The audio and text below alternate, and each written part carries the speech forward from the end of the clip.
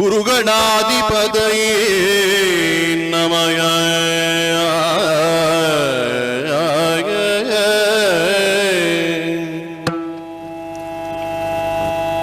ದರಿಗಳು ರೋಜಿಸುವ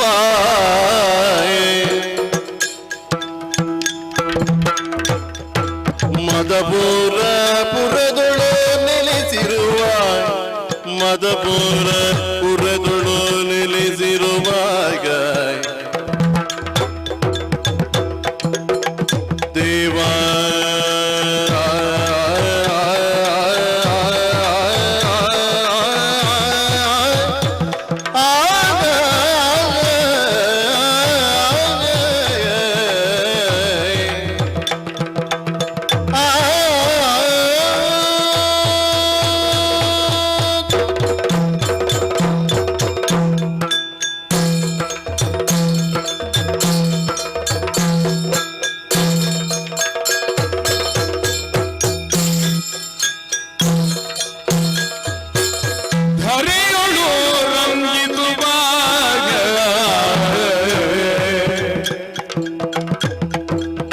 ಮದಪುರ ಪುರದೊಳು ನೆಲೆಸಿರುವ ಮದಪುರ ಪುರದೊಳು ನೆಲೆಸಿರುವಾಗ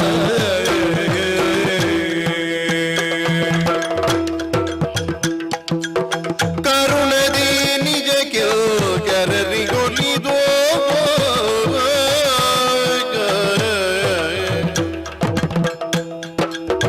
ಕರುಣದಿ ನಿಜ ಕೆರರಿಗೊಲಿದು ಮನದಿರುವನು ಪಾಲಿಸುತ್ತಿರುವ ವಿನಾಯಕ ಕರುಣದಿ ನಿಜ ಕೆರರಿಗೊಲಿದು ಮನದಿರುವನು ಪಾಲಿಸುತ್ತಿರುವ ವಿನಾಯಕ ಪಾಲಿಸು ಗಜವದನ ಸುಗುಣ ವಿಶಾಲ ದಯಾ ಸದನ ಗಜವದನ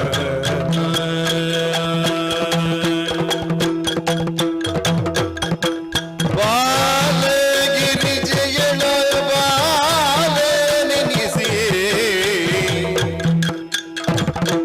ರಿಪುಜಾಲ ವರಿದ ಜಯಶೀಲನೆ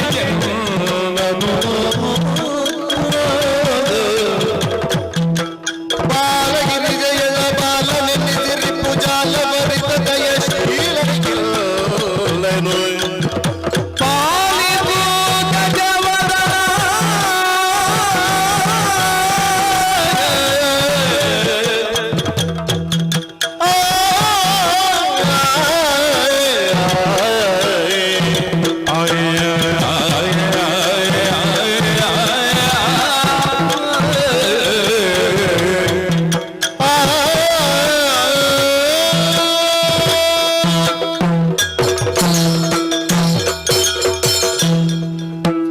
ಮೊದಲಾಗಿ ವಿಘ್ನ ವಿನಾಶಕನಾದ ಮಹಾಗಣಪತಿ ದೇವರನ್ನು ನುತಿಸುತ್ತಾ ಕಲಾಮಾತೆ ಕಟೀಲು ಶ್ರೀ ದುರ್ಗಾ ಪರಮೇಶ್ವರಿ ತಾಯಿಗೆ ತಲೆಬಾಗಿ ಗ್ರಾಮದೇವರಾದ ಪಾರ್ವತಿ ಪರಮೇಶ್ವರ ದೇವರನ್ನು ನುತಿಸುತ್ತಾ ಇವತ್ತು ಕೊರೋನಾ ಎನ್ನುವ ಮಹಾಮಾರಿಯಿಂದ ಜಗತ್ತೇ ತಲ್ಲಣಗೊಂಡಿದೆ. ಕಲಾಕ್ಷೇತ್ರವಂತೂ ಬರಡಾಗುವ ಸ್ಥಿತಿ ನಿರ್ಮಾಣವಾಗಿದೆ. ಕಲೆ ಉಳಿಯಬೇಕು ಅಂತಿದ್ರೆ ಪ್ರೇಕ್ಷಕ ವರ್ಗ ಅದನ್ನು ಸದಾ ನೆನಪಿಸುತ್ತಾ ಬೆಂಬಲಿಸುತ್ತಾ ಸಾಗಬೇಕಾಗುತ್ತದೆ. ಇಷ್ಟರವರೆಗೆ ಕಲಾವಿದರೆಲ್ಲ ತಾವು ಏನು ಕೊಟ್ಟಿದ್ದೇವೆ ಎನ್ನುವುದಕ್ಕಿಂತಲೂ ತಾವೇನು ಪಡೆದಿದ್ದೇವೆ ಎನ್ನುವ ನಿಟ್ಟಿನಲ್ಲಿ ಸಾಗುತ್ತಾ ಇದ್ರು.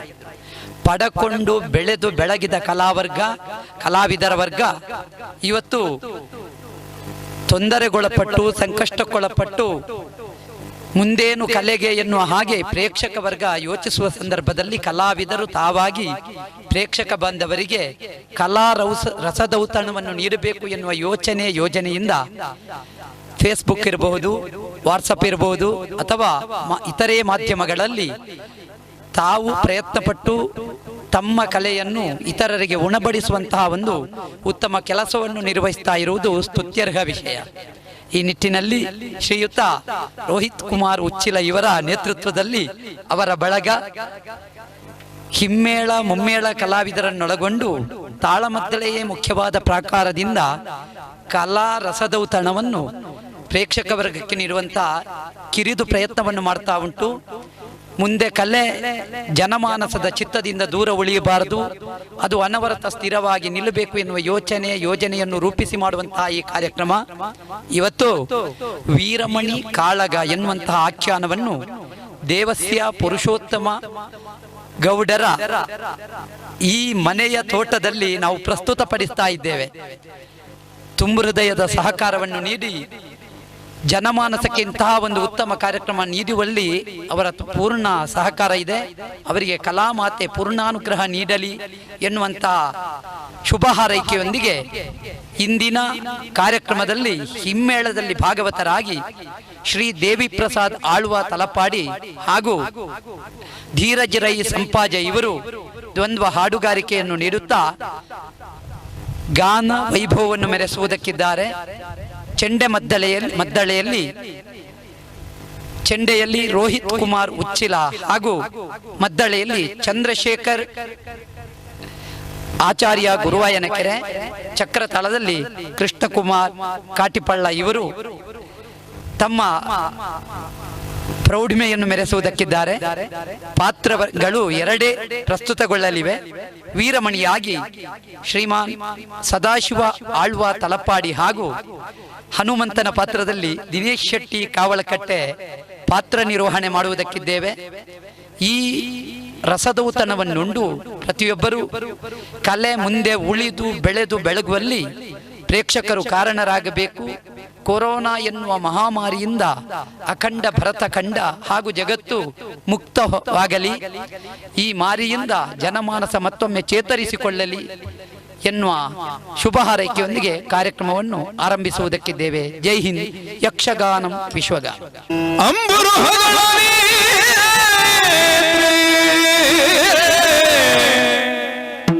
ಶ್ರೀ ದುರ್ಗಾಂಬಿಕೆಯ ಬಲಗೊಂಡು ಭಕ್ತಿಯೊಳು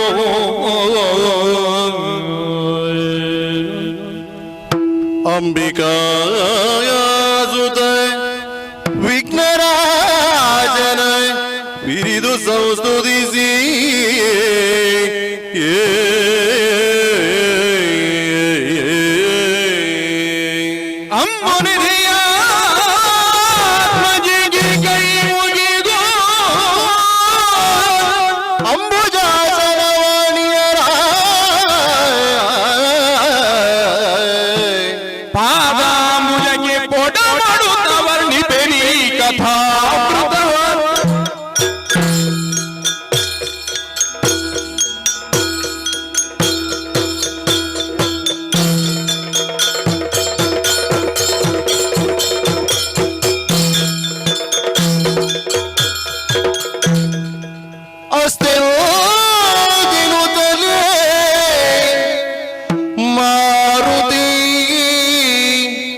ಶತ್ರುಘ್ನಡಿಗ ಬಿಪರ್ದಿಸಿ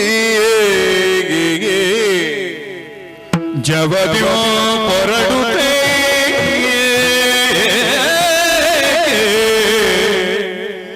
ಪೃಥ್ವಿ ಪನೆಡೆಗ ಕ್ಷಣದೊಳ್ ಅರ್ತಿಯೊಳೈತರೇ ಅರ್ತಿಯೊಳೈತರೇ ರಘುಪತಿ ಭಜನೆಯೊಳಗಲ್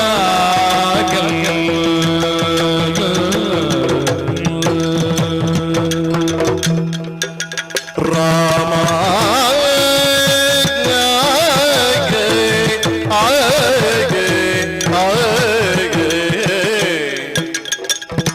ಶ್ರೀರಾಮ ಜಯ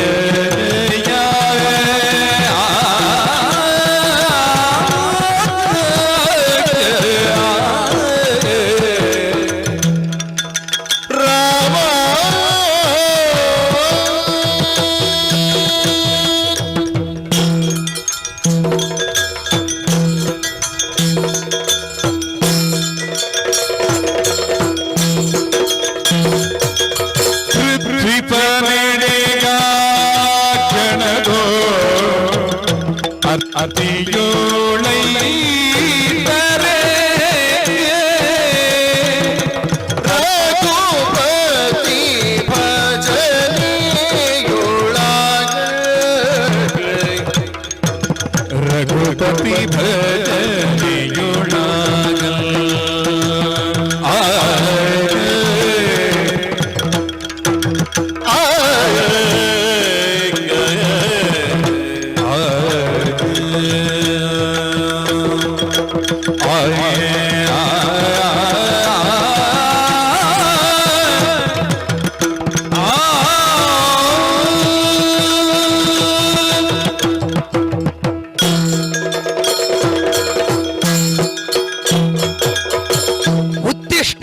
ಜಾಗ್ರತ ಪ್ರಾಪ್ಯವರಾನ್ನಿಬೋಧತ. ಏಳು ಜಾಗೃತನಾಗು, ಪ್ರಾಜ್ಞರು ಹೇಳಿದಂತೆ ಕರ್ತವ್ಯ ಪ್ರಜ್ಞೆಯನ್ನು ಬೆಳೆಸಿಕೊ. ಅನವರತವು ಅನುನಿತ್ಯವು ಅನುರಣಿಸುತ್ತಾ ಇರುವ ವಾಕ್ಯ ಇದು. ಅಯೋಧ್ಯೆಯ ನೆಲದಲ್ಲಿ ಶ್ರೀರಾಮನನ್ನು ಎಚ್ಚರಿಸುವ ಕಾಲದಲ್ಲಿ ವಿಶ್ವಾಮಿತ್ರರಾಡಿದರಂತೆ, ಕೌಸಲ್ಯ ಸುಪ್ರಜಾರಾಮ ಪೂರ್ವ ಸಂಧ್ಯಾ ಪ್ರವರ್ತತೆ, ಉತ್ತಿಷ್ಟ ನರಶಾರ್ದೂಲ ಕರ್ತವ್ಯಂ ದೈವ ಮಾಹಿನಿಕಂ. ನೀನು ಸದಾ ಜಾಗೃತನಾಗಿರಬೇಕು. ಅರಸನಾದರೂ ತಾಯಿಯ ಮಗ ಎನ್ನುವ ಪ್ರಜ್ಞೆ ನಿನ್ನಲ್ಲಿರಬೇಕು. ಕೇವಲ ಹೆತ್ತವ್ಯ ತಾಯಿ ಅಲ್ಲ, ನೀನು ನಡೆದಾಡುವ ನೆಲವೂ ತಾಯಿ.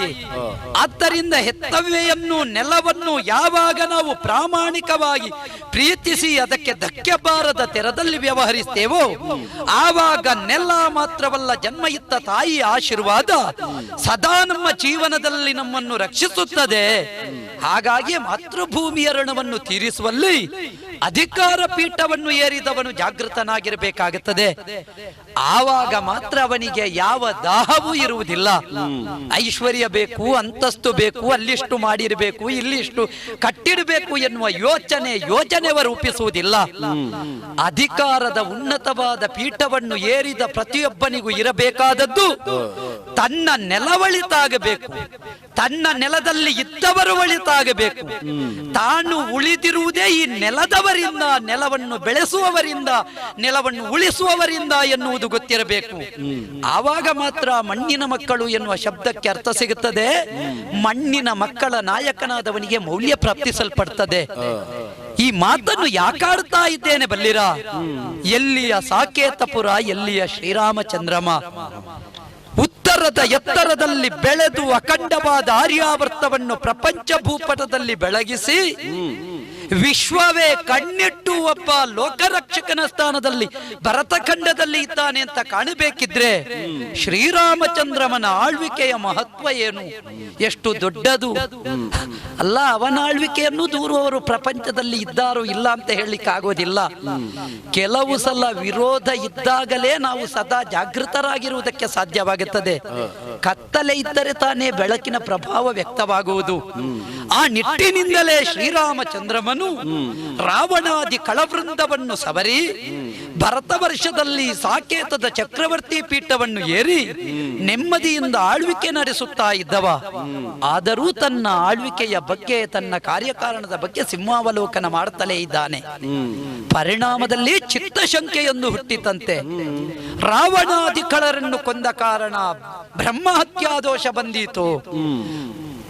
ಪರಿಹಾರಾರ್ಥವಾಗಿ ವಸಿಷ್ಠರು, ನಾರದರು, ಅಗಸ್ತ್ಯರು ಮುಖ್ಯರಾದ ಋಷಿಮನೀಷಿಗಳಲ್ಲಿ ಹೇಳಿಕೊಂಡಾಗ ಅವರು ಹೇಳಿದರಂತೆ, ನೀನು ಕೊಂದದ್ದು ಒಬ್ಬ ರಾಕ್ಷಸನನ್ನು, ಆದ್ದರಿಂದ ಇದರಲ್ಲಿ ದೋಷ ಇಲ್ಲ. ಆದರೂ ಅರಸನಾದವನ ಬದುಕು ಆದರ್ಶವಾಗಬೇಕು. ಒಬ್ಬ ರಾವಣ ದುಷ್ಟನೇ ಇರಬಹುದು, ಅವನ ಅಪ್ಪ ಬ್ರಾಹ್ಮಣನಲ್ವೇ.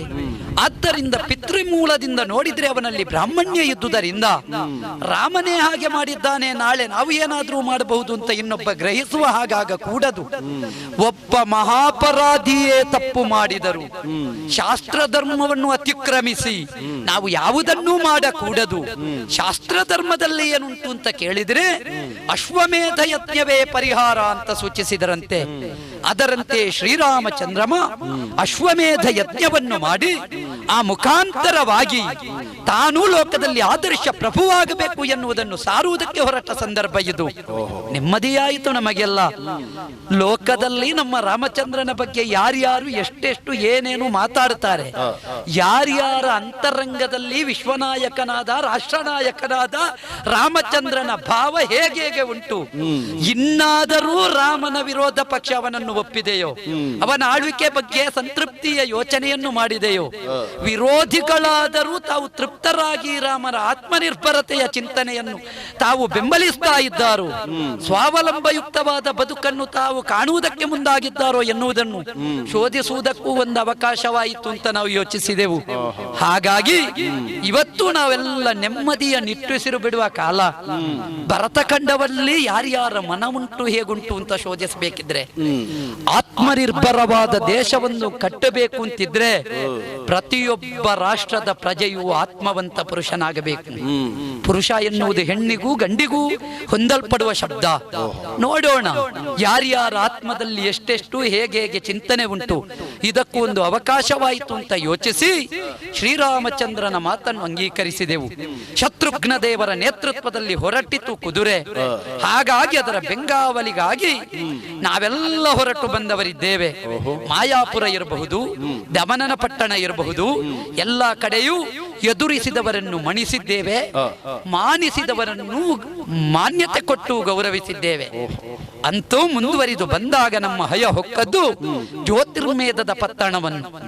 ಈ ಪುರವನ್ನು ಪ್ರವೇಶ ಮಾಡಿದ ಕಾಲದಲ್ಲಿ ರಾಮನ ಅಶ್ವವನ್ನು ಇಲ್ಲಿ ಅರಸನಾದ ವೀರಮಣಿಯ ಮಕ್ಕಳು ಕಟ್ಟಿದ್ದಾರೆ ಎನ್ನುವ ವರ್ತಮಾನ ಕೇಳಿದೆ.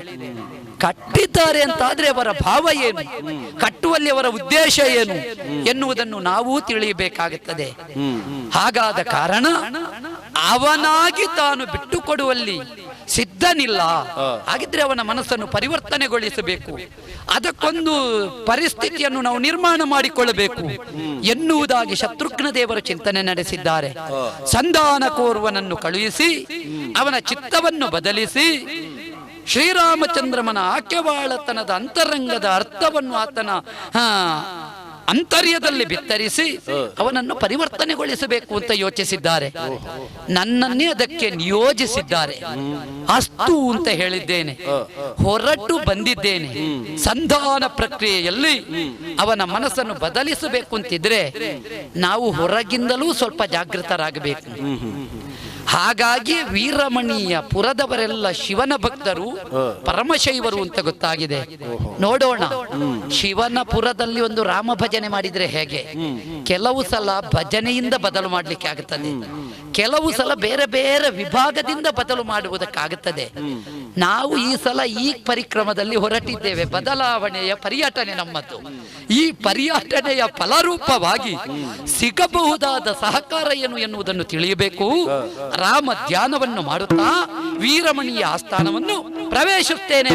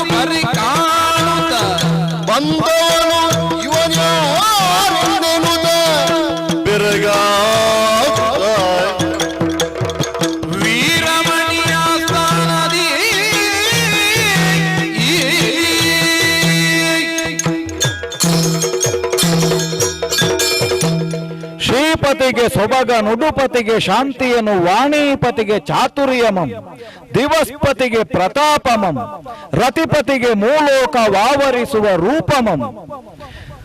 ಕೊಟ್ಟಂತಹ ಯಾವ ಆ ಕೈಲಾಸಪತಿಯಾದಂತಹ ಪರಮೇಶ್ವರನನ್ನು ಮನಸಾರೆ ಧ್ಯಾನಿಸಿ ಆ ಮೂಲಕವಾಗಿ ಸಿಂಹವಿಷ್ಟರವನ್ನು ಏರುವುದು ಈ ವೀರಮಣಿಯದ್ದಾದಂತಹ ಒಂದು ದಿನಚರಿ. ಎಂದಿನ ಹಾಗೆ ಆಸ್ಥಾನವನ್ನು ಪ್ರವೇಶ ಮಾಡಿದ್ದೇನೆ. ಏರುವಲ್ಲಿ ನಮಗೆ ಯಾವತ್ತೂ ಒಂದು ಜಾಗೃತವಾದಂತಹ ಪ್ರಜ್ಞೆ ಬೇಕು. ಯಾವುದು? ನಮಗೆ ಆಧರಿಸುವುದು ನಮ್ಮಲ್ಲಿರುವಂತಹ ದೈವ ಬಲ. ಆ ದೈವ ಬಲದ ಹೊರತಾಗಿ ಮತ್ತಾವ ಬಲವು ನಮ್ಮನ್ನು ಕಾಯುವುದಿಲ್ಲ ಎನ್ನುವಂತಹ ಪ್ರಜ್ಞೆ ಇರುವುದರಿಂದಲೇ ಆ ದೈವ ಬಲವನ್ನಾರ್ಜಿಸುವುದಕ್ಕಾಗಿ ಪರಶಿವನನ್ನು ಅನವರತ ಧ್ಯಾನಿಸುತ್ತಿರುವಂತಹ ನಮಗೆ ಪರಮೇಶ್ವರ ಅನುಗ್ರಹವಾಗಿದೆ ಎನ್ನುವುದು ಈ ಕಾಲಕ್ಕೆ ಒಂದು ಬಗೆಯ ನೆಮ್ಮದಿ. ಜ್ಯೋತಿರ್ಮೇಧ ನಾಮಕವಾದಂತಹ ಪುರವನ್ನು ಪರಂಪರಾನುಗತವಾಗಿ ನಾವು ಆಳಿಕೊಂಡು ಬಂದವರು. ನಮ್ಮ ತಂದೆಯಿಂದ ಇದು ನನಗೆ ದತ್ತವಾಗಿ ಬಂದಿದೆ. ಮೇಧ ಎನ್ನುವಂತಹ ಶಬ್ದಕ್ಕೆ ವಿಶಿಷ್ಟವಾದಂತಹ ಪ್ರಕೃಷ್ಟವಾದಂತಹ ಜ್ಞಾನ ಎಂಬಂತಹ ಅರ್ಥ. ಹಾಗಿದ್ದರೆ ಜ್ಞಾನದ ಸಂಕೇತ ಯಾವುದು ಅಂತ ಕೇಳಿದ್ರೆ ಅದು ಬೆಳಕು, ಅದು ಜ್ಯೋತಿ.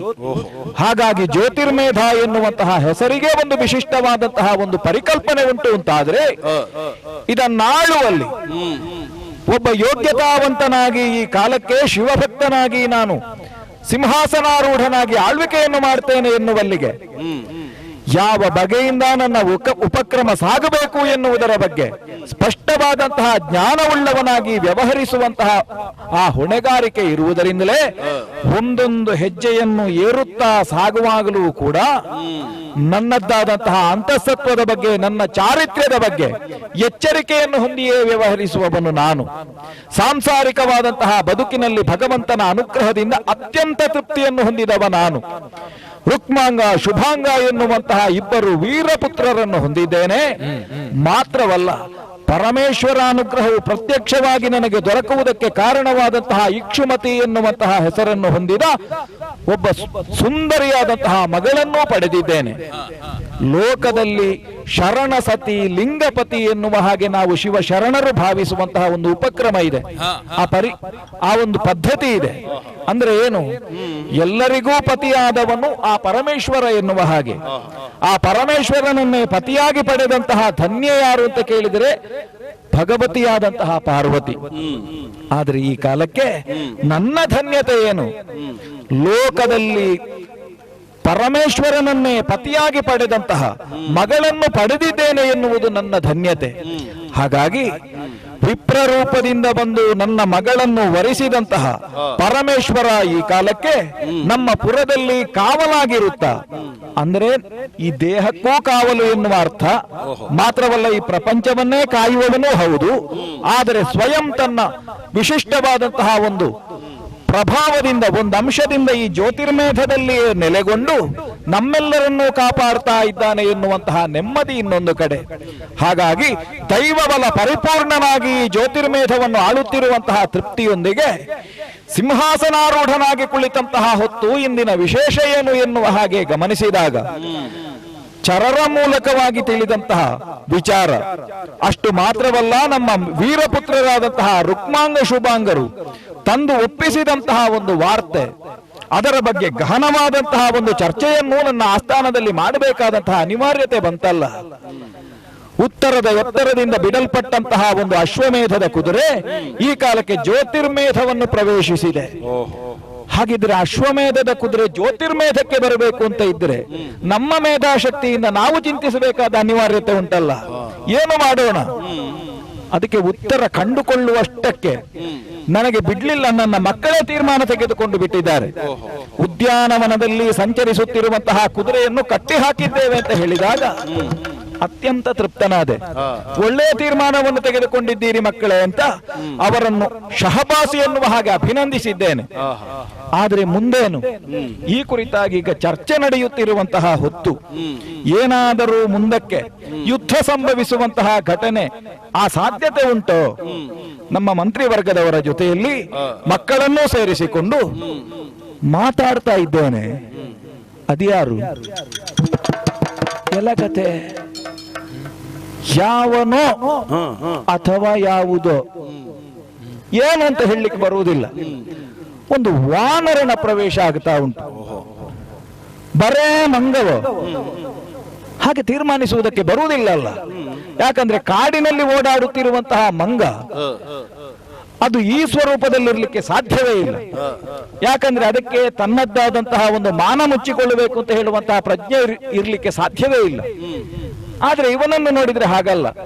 ಸೊಂಟಕ್ಕೊಂದು ಮಾನ ಮುಚ್ಚುವುದಕ್ಕೆ ಬೇಕಾಗಿ ಒಂದು ಕೌಪೀನವನ್ನು ಧರಿಸಿಕೊಂಡಿದ್ದಾನೆ. ಅಷ್ಟು ಮಾತ್ರ ಅಲ್ಲ, ತಲೆಯಲ್ಲಿ ಒಂದು ಶಿರಸ್ತ್ರಾಣವನ್ನೂ ಧರಿಸಿದ್ದಾನೆ. ಹಾಗಿದ್ರೆ ಆ ಪ್ರಜ್ಞೆ ಉಂಟು ಅಂತಾಯಿತು. ಅಷ್ಟು ಮಾತ್ರ ಅಲ್ಲ, ಯಾವುದೋ ಒಂದು ಪ್ರಶಾಂತವಾದಂತಹ ಭಾವನೆ ಮುಖದಲ್ಲಿ ಕಾಣ್ತಾ ಉಂಟು.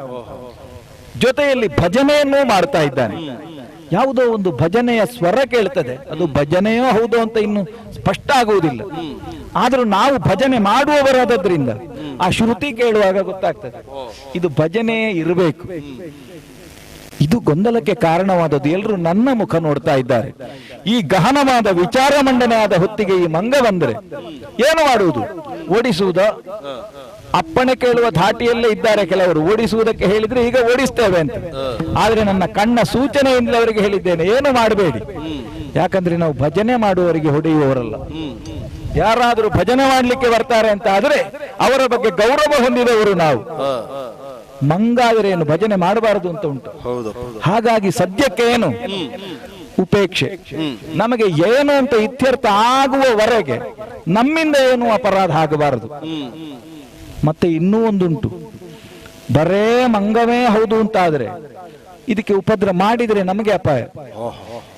ಮಂಗಾಗ್ಲಿ, ನಾವು ಸಾಕಿದ ಯಾವುದೇ ಪ್ರಾಣಿ ಪಕ್ಷಿಗಳೇ ಆಗ್ಲಿ, ನಮ್ಮ ಮನೆ ಒಳಗೆ ಬಂದಾಗ ನಾವು ಜಾಗ್ರತೆ ಮಾಡಬೇಕು. ಇಲ್ಲದೆ ಇದ್ರೆ ಏನಾದ್ರೂ ಸ್ವಲ್ಪ ಅದಕ್ಕೆ ನೋವಾಯ್ತು ಅಂತ ಆದ್ರೆ ನಮ್ಮ ಇದ್ದ ಮನೆಯ ಕಿಟಕಿಗಳಿಗೆ ಹಾರಿ ಅಲ್ಲಿ ಯಾವುದನ್ನು ಒಪ್ಪವರ್ಣವಾಗಿ ನಾವಿಟ್ಟಿದ್ದೇವೆ ಅದನ್ನು ಹಾಳು ಮಾಡುವ ಸಾಧ್ಯತೆ ಉಂಟು. ನಮಗೆ ಅಲ್ವ ನಷ್ಟ. ಹಾಗಾಗಿ ಎರಡೂ ಬಗೆಯಿಂದ ಚಿಂತಿಸಿ ಉಪೇಕ್ಷೆಯೇ ನಿಜವಾದಂತಹ ಒಂದು ಉಪಾಯ ಅಂತ ಹೇಳಿ ಭಾವಿಸಿ ಎಲ್ಲರಿಗೂ ಆಜ್ಞೆ ಮಾಡಿದ್ದೇನೆ, ಯಾರು ಏನು ಮಾಡಬೇಡಿ, ಏನಾಗ್ತದೆ ಅಂತ ನಿರೀಕ್ಷೆಯಲ್ಲಿರುವ. ವೀರಮಣಿಯ ಆಸ್ಥಾನವನ್ನು ಪ್ರವೇಶ ಮಾಡಿದೆ. ನೋಡಿಯೂ ನೋಡದವರಂತೆ ಒಂದು ನಿರ್ಲಕ್ಷ್ಯ ಧೋರಣೆಯನ್ನು ತಾಳ್ತಾ ಇದ್ದಾನೆ. ಯಾಕೆ ಹೀಗೆ? ಅರಸನಾದವನ ಆಸ್ಥಾನವನ್ನು ಅನ್ಯನೊಬ್ಬ ಪ್ರವೇಶ ಮಾಡಿದ ಅಂತ ಆದ್ರೆ ಪ್ರಶ್ನಿಸುವುದು ಅಥವಾ ಉಪಚರಿಸುವುದು ಇದೊಂದು ರೂಢಿಯ ಕ್ರಮ. ರೂಢಿಪತಿಯಾಗಿ ಈ ರೀತಿ ಇವನ ಪರಿವಾರವು ನಿರ್ಲಕ್ಷ್ಯ ತಾಳ್ತದೆ ಅಂತ ಆದ್ರೆ ಅರ್ಥ ಆಯಿತು, ಇವನನ್ನ ಅಂತರಂಗ ನೋಡ್ಲಿಲ್ಲ, ಬರೇ ಮುಖ ನೋಡಿದ್ದಾನೆ. ತರುಚೇರೇನು ಇವನೇನು ತಲಿ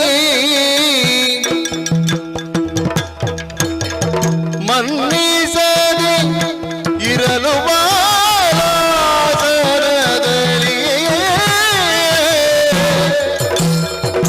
ಧರಣಿ ಪಾಲನ ಇದಿರುಳು ಮಂಡಿಸಿದ ಮರುತಾತ್ಮ ಭವ ಮುದದೋಳು ತರುಚರನು ಇವನಿರುವುದಲಿ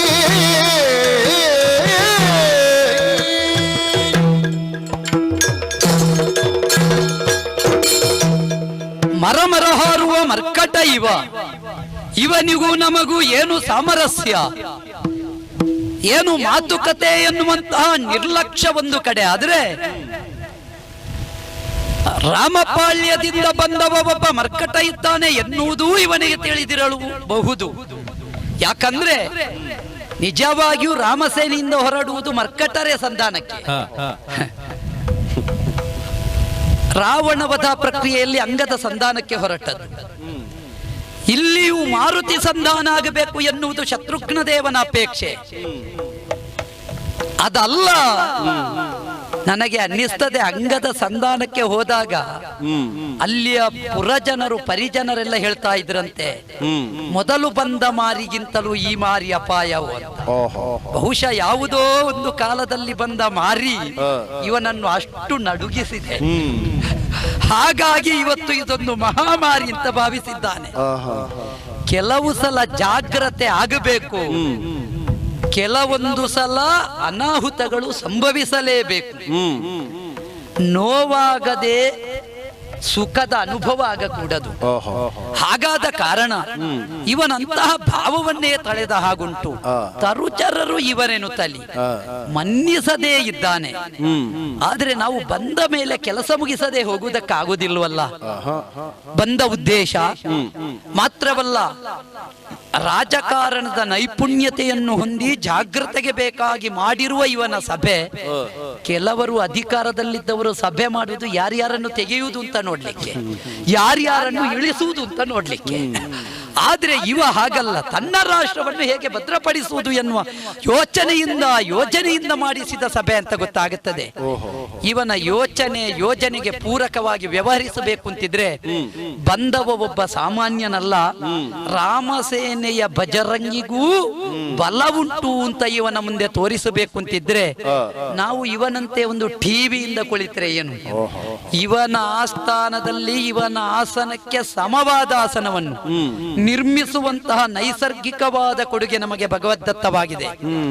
ಇವನ ಆಸ್ಥಾನವನ್ನು ತೆಗೆದು ನಾವು ಯಾರ್ಯಾರ ಆಸನ ಎಳೆಯುವುದಕ್ಕೆ ಮನಸ್ಸು ಮಾಡುವಲ್ಲ. ನಾವು ಏನಿದ್ರೂ ನಮಗೆ ಬೇಕಾದಲ್ಲಿ ನಮ್ಮ ಸ್ವಾಯತ್ತತೆಯ ಆಸನ ನಿರ್ಮಾಣ ಮಾಡುವವರು. ಆದ್ದರಿಂದ ಇನ್ನೊಬ್ಬನನ್ನು ಆಸನದಿಂದ ಇಳಿಸಿ ಅದರಲ್ಲಿ ನಾವು ಕೂತುಕೊಳ್ಳಬೇಕು ಅಂತ ಯೋಚಿಸುವುದಲ್ಲ, ಇವನ ಮುಂದೆ ಸ್ವಯಂ ಆಸನವನ್ನು ನಿರ್ಮಿಸುವ ಸಾಮರ್ಥ್ಯ ಉಂಟು ಎನ್ನುವುದನ್ನು ತೋರಿಸುವುದಕ್ಕಾಗಿ ಲಾಂಗೂಲಾಸನವನ್ನು ಬಳಿದು ಇವನ ಸಮಕ್ಷದಲ್ಲಿ ಮಂಡಿಸ್ತೇನೆ.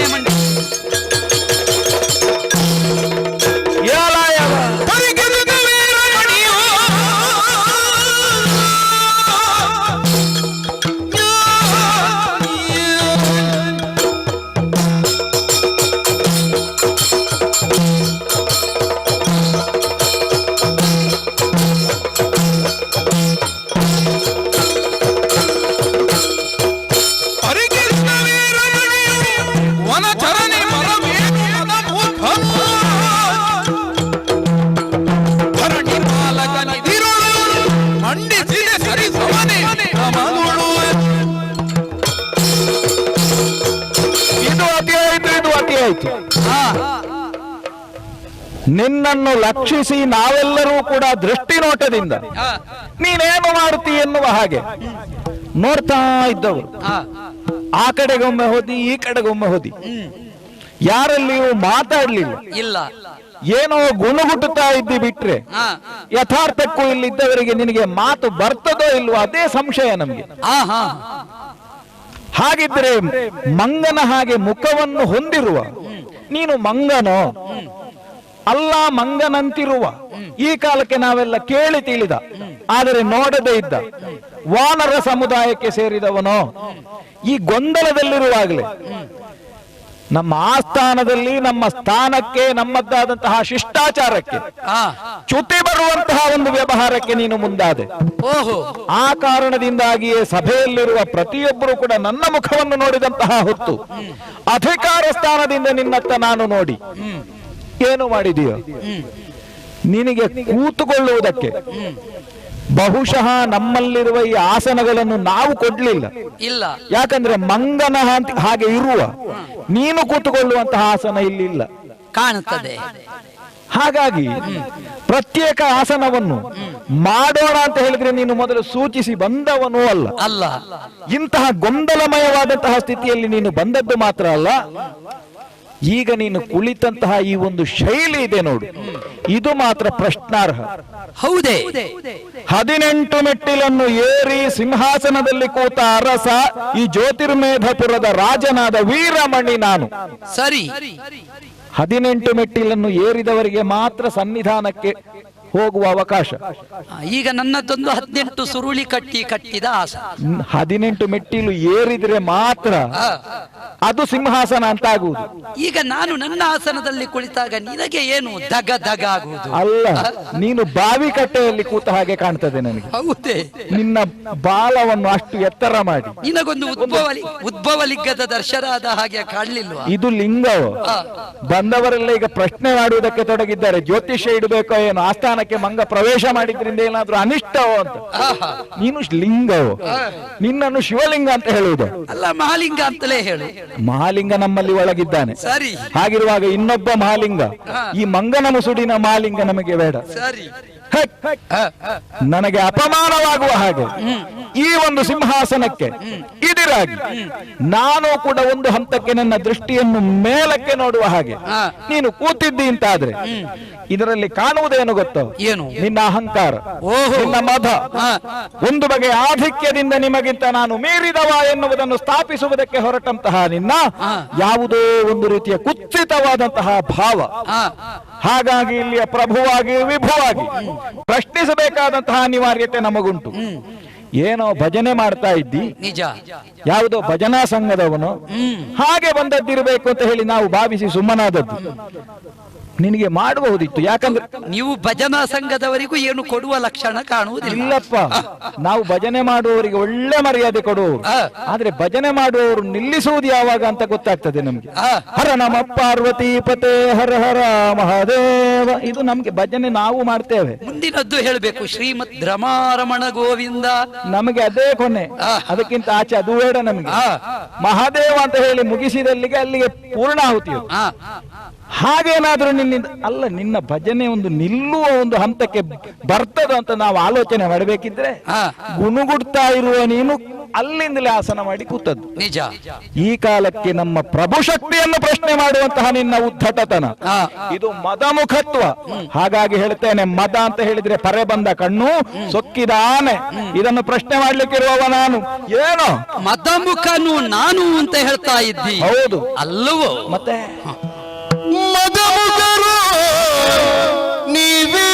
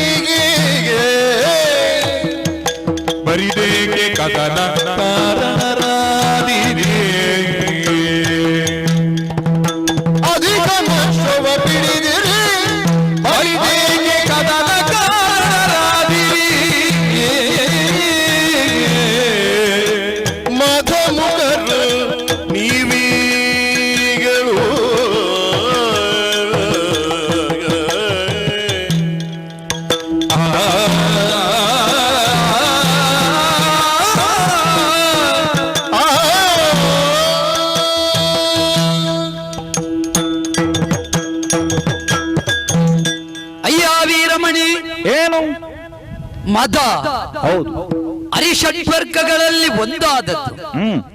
ಅದು ಯಾವ ಕಾಲಕ್ಕೂ ರಾಮನನ್ನು ರಾಮ ಕಿಂಕರನನ್ನು ಸ್ಪರ್ಶಿಸುವುದಕ್ಕೂ ಸಾಧ್ಯ ಇಲ್ಲ.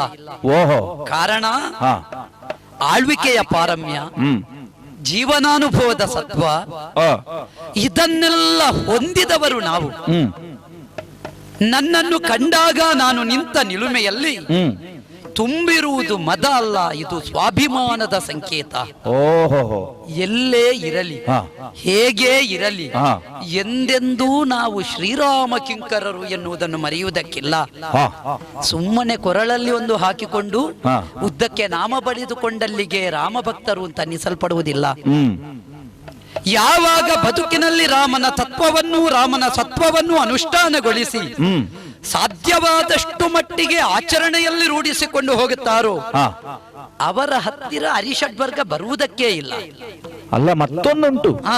ಈಗ ನಿನ್ನ ಮನಸ್ಸಿಗನಿಸಿದ ಹಾಗೆ ನೀನು ಎತ್ತರದಲ್ಲಿ ಕೂತು ನಾನೊಬ್ಬ ದೊಡ್ಡ ಜನ ಅಂತ ನಿನ್ನನ್ನು ಉದ್ಘಾಟಿಸುವುದಕ್ಕೆ ನೀ ಪ್ರಯತ್ನ ಪಟ್ಟದ್ದಿರಬಹುದು. ಖಂಡಿತ ಅಲ್ಲ. ಅದು ರಾಮ ಭಕ್ತನಾಗಿಯೋ ಅಥವಾ ಇನ್ನೊಂದು ಬಗೆಯಿಂದಲೋ ನೀ ಹೇಳಿದ್ರಿಂದ ನನಗೆ ಗೊತ್ತಾದದ್ದು. ಸರಿ, ಎಷ್ಟಾದ್ರೂ ಮಂಗವೇ.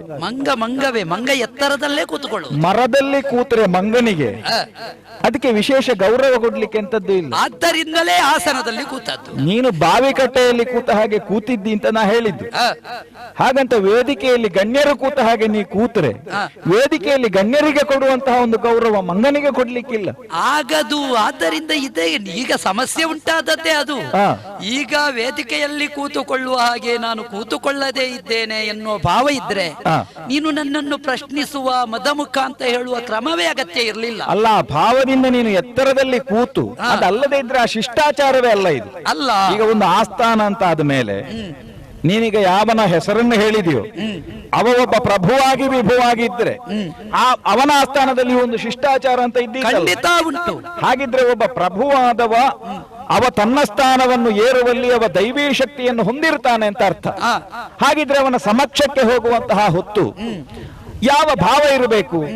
ಅದನ್ನು ಪ್ರಕಟಪಡಿಸುವಲ್ಲಿ ಅವನಿಗಿಂತಲೂ ತಾನು ಅಧಿಕನು ಅಂತ ಹೇಳುವ ಆ ಅಹಮ್ಮಿಗೆ ಮದ ಅಂತ ಅಲ್ಲದ ಇನ್ನೆಂತ ಹೇಳುವುದು. ಆದರೆ ನೀನು ಊಹಿಸಿದ ಬಗೆ ಅದು.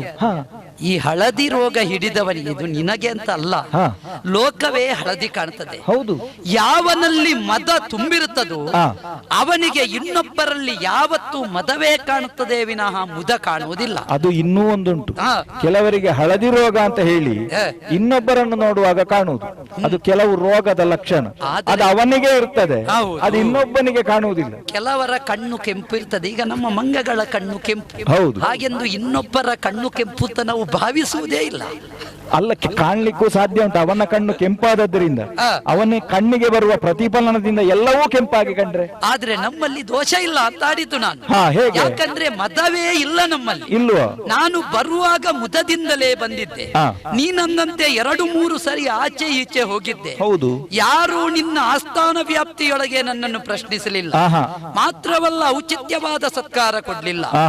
ಇನ್ನೊಂದು, ನೀನೊಬ್ಬ ದೂರಾಗ್ರಹ ಪೀಡಿತನಾಗಿ, ಅರ್ಥಾತ್ ದೂರಾಲೋಚನೆ ಉಳ್ಳವನಾಗಿ, ಪ್ರಭುಶಕ್ತಿಯಾಗಿ ಯೋಚಿಸುವುದೇ ಹೌದು ಅಂತಿದ್ರೆ ಆದ್ರೆ ಈ ಮೊದಲು ನಡೆದ ಘಟನೆಗಳ ವಿವರಣೆ ನಿನಗೂ ಗೊತ್ತಿರಬಹುದು. ಹೌದಲ್ಲ? ಹೌದು. ನಿನ್ನ ಯಾವತ್ತಿನ ಹಾಗೆ ನೆರಹಿತ ಸಭೆ ಇದಲ್ಲ. ಒಂದು ಗಹನವಾದ ವಿಷಯದ ಬಗ್ಗೆ ನಾವು ಮಂಡನೆ, ಅದರ ಬಗ್ಗೆ ಏನು ಮಾಡೋಣ ಅಂತ ಹೇಳುವ ಮುಂದಿನ ತೀರ್ಮಾನದ ಬಗ್ಗೆ ಚರ್ಚೆ ಆಗ್ತಾ ಉಂಟು. ಆ ಗಹನ ವಿಷಯಕ್ಕೆ ಕಾರಣವಾದವರಲ್ಲಿ ಮಂಗಗಳಿದ್ದಾರೆ ಅಂತ ನಿನಗೂ ಗೊತ್ತುಂಟಲ್ಲ. ಯಾಕಂದ್ರೆ ಸ್ಪಷ್ಟವಾಗಿ ಹೀಗೆ ಅಂತ ನಮಗೆ ಗೊತ್ತಿಲ್ಲ. ಹಾಗೆಂದು ಊಹೆ ಉಂಟಲ್ಲ. ಅದು ಉಂಟು ಅಂತ ಆದ್ರೂ ಈ ಕಾಲಕ್ಕೆ ಆಸ್ಥಾನ ಪ್ರವೇಶ ಮಾಡುವಾಗ ಆ ಆಸ್ಥಾನಕ್ಕೆ ಬರುವಂತಹ ಉಪಕ್ರಮ ಏನುಂಟು ಅದರಲ್ಲಿ ನಿನ್ನ ತಪ್ಪು ಕಾಣ್ತದೆ. ನಿನಗೆ ಕಾಣಬಹುದು, ನನಗೆ ಕಾಣುವುದಿಲ್ಲ. ಯಾಕೆ ಅಂತ ಹೇಳ್ತೇನೆ ಕೇಳು. ಆಸ್ಥಾನಕ್ಕೆ ಬರುವಾಗ ಒಂದು ಶಿಷ್ಟಾಚಾರ ಉಂಟು. ಇಂಥವರು ಬಂದಿದ್ದಾರೆ, ನಮ್ಮಲ್ಲಿ ದ್ವಾರಪಾಲಕರಿದ್ದಾರೆ. ಅವರೆಲ್ಲ ಸತ್ವಯುತರಾಗಿ ಒಳ್ಳೆಯವರಾಗಿ ಯಾರು ಬರ್ತಾರೋ ಅವರನ್ನೆಲ್ಲ ವಿಚಾರಣೆ ಮಾಡಿಯೇ ಒಳಗೆ ಬಿಡ್ತಾರೆ ಅಂತ ಇಲ್ಲ. ಹಾಗಂತ ಬರುವವನಿಗೆ ಒಂದು ಹೊಣೆ ಇರ್ತದೆ. ನಿಜ.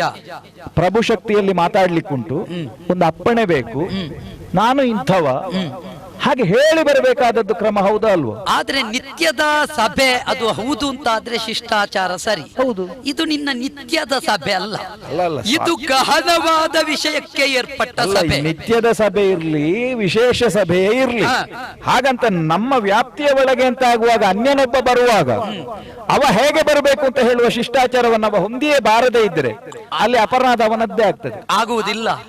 ಗಹನವಾದ ಸಭೆಗೆ ಹೋಗುವಲ್ಲಿ ಬರುವಂತಹ ಅಪರಿಚಿತನನ್ನು ತಿಳಿದಿರುತ್ತಾನೆ.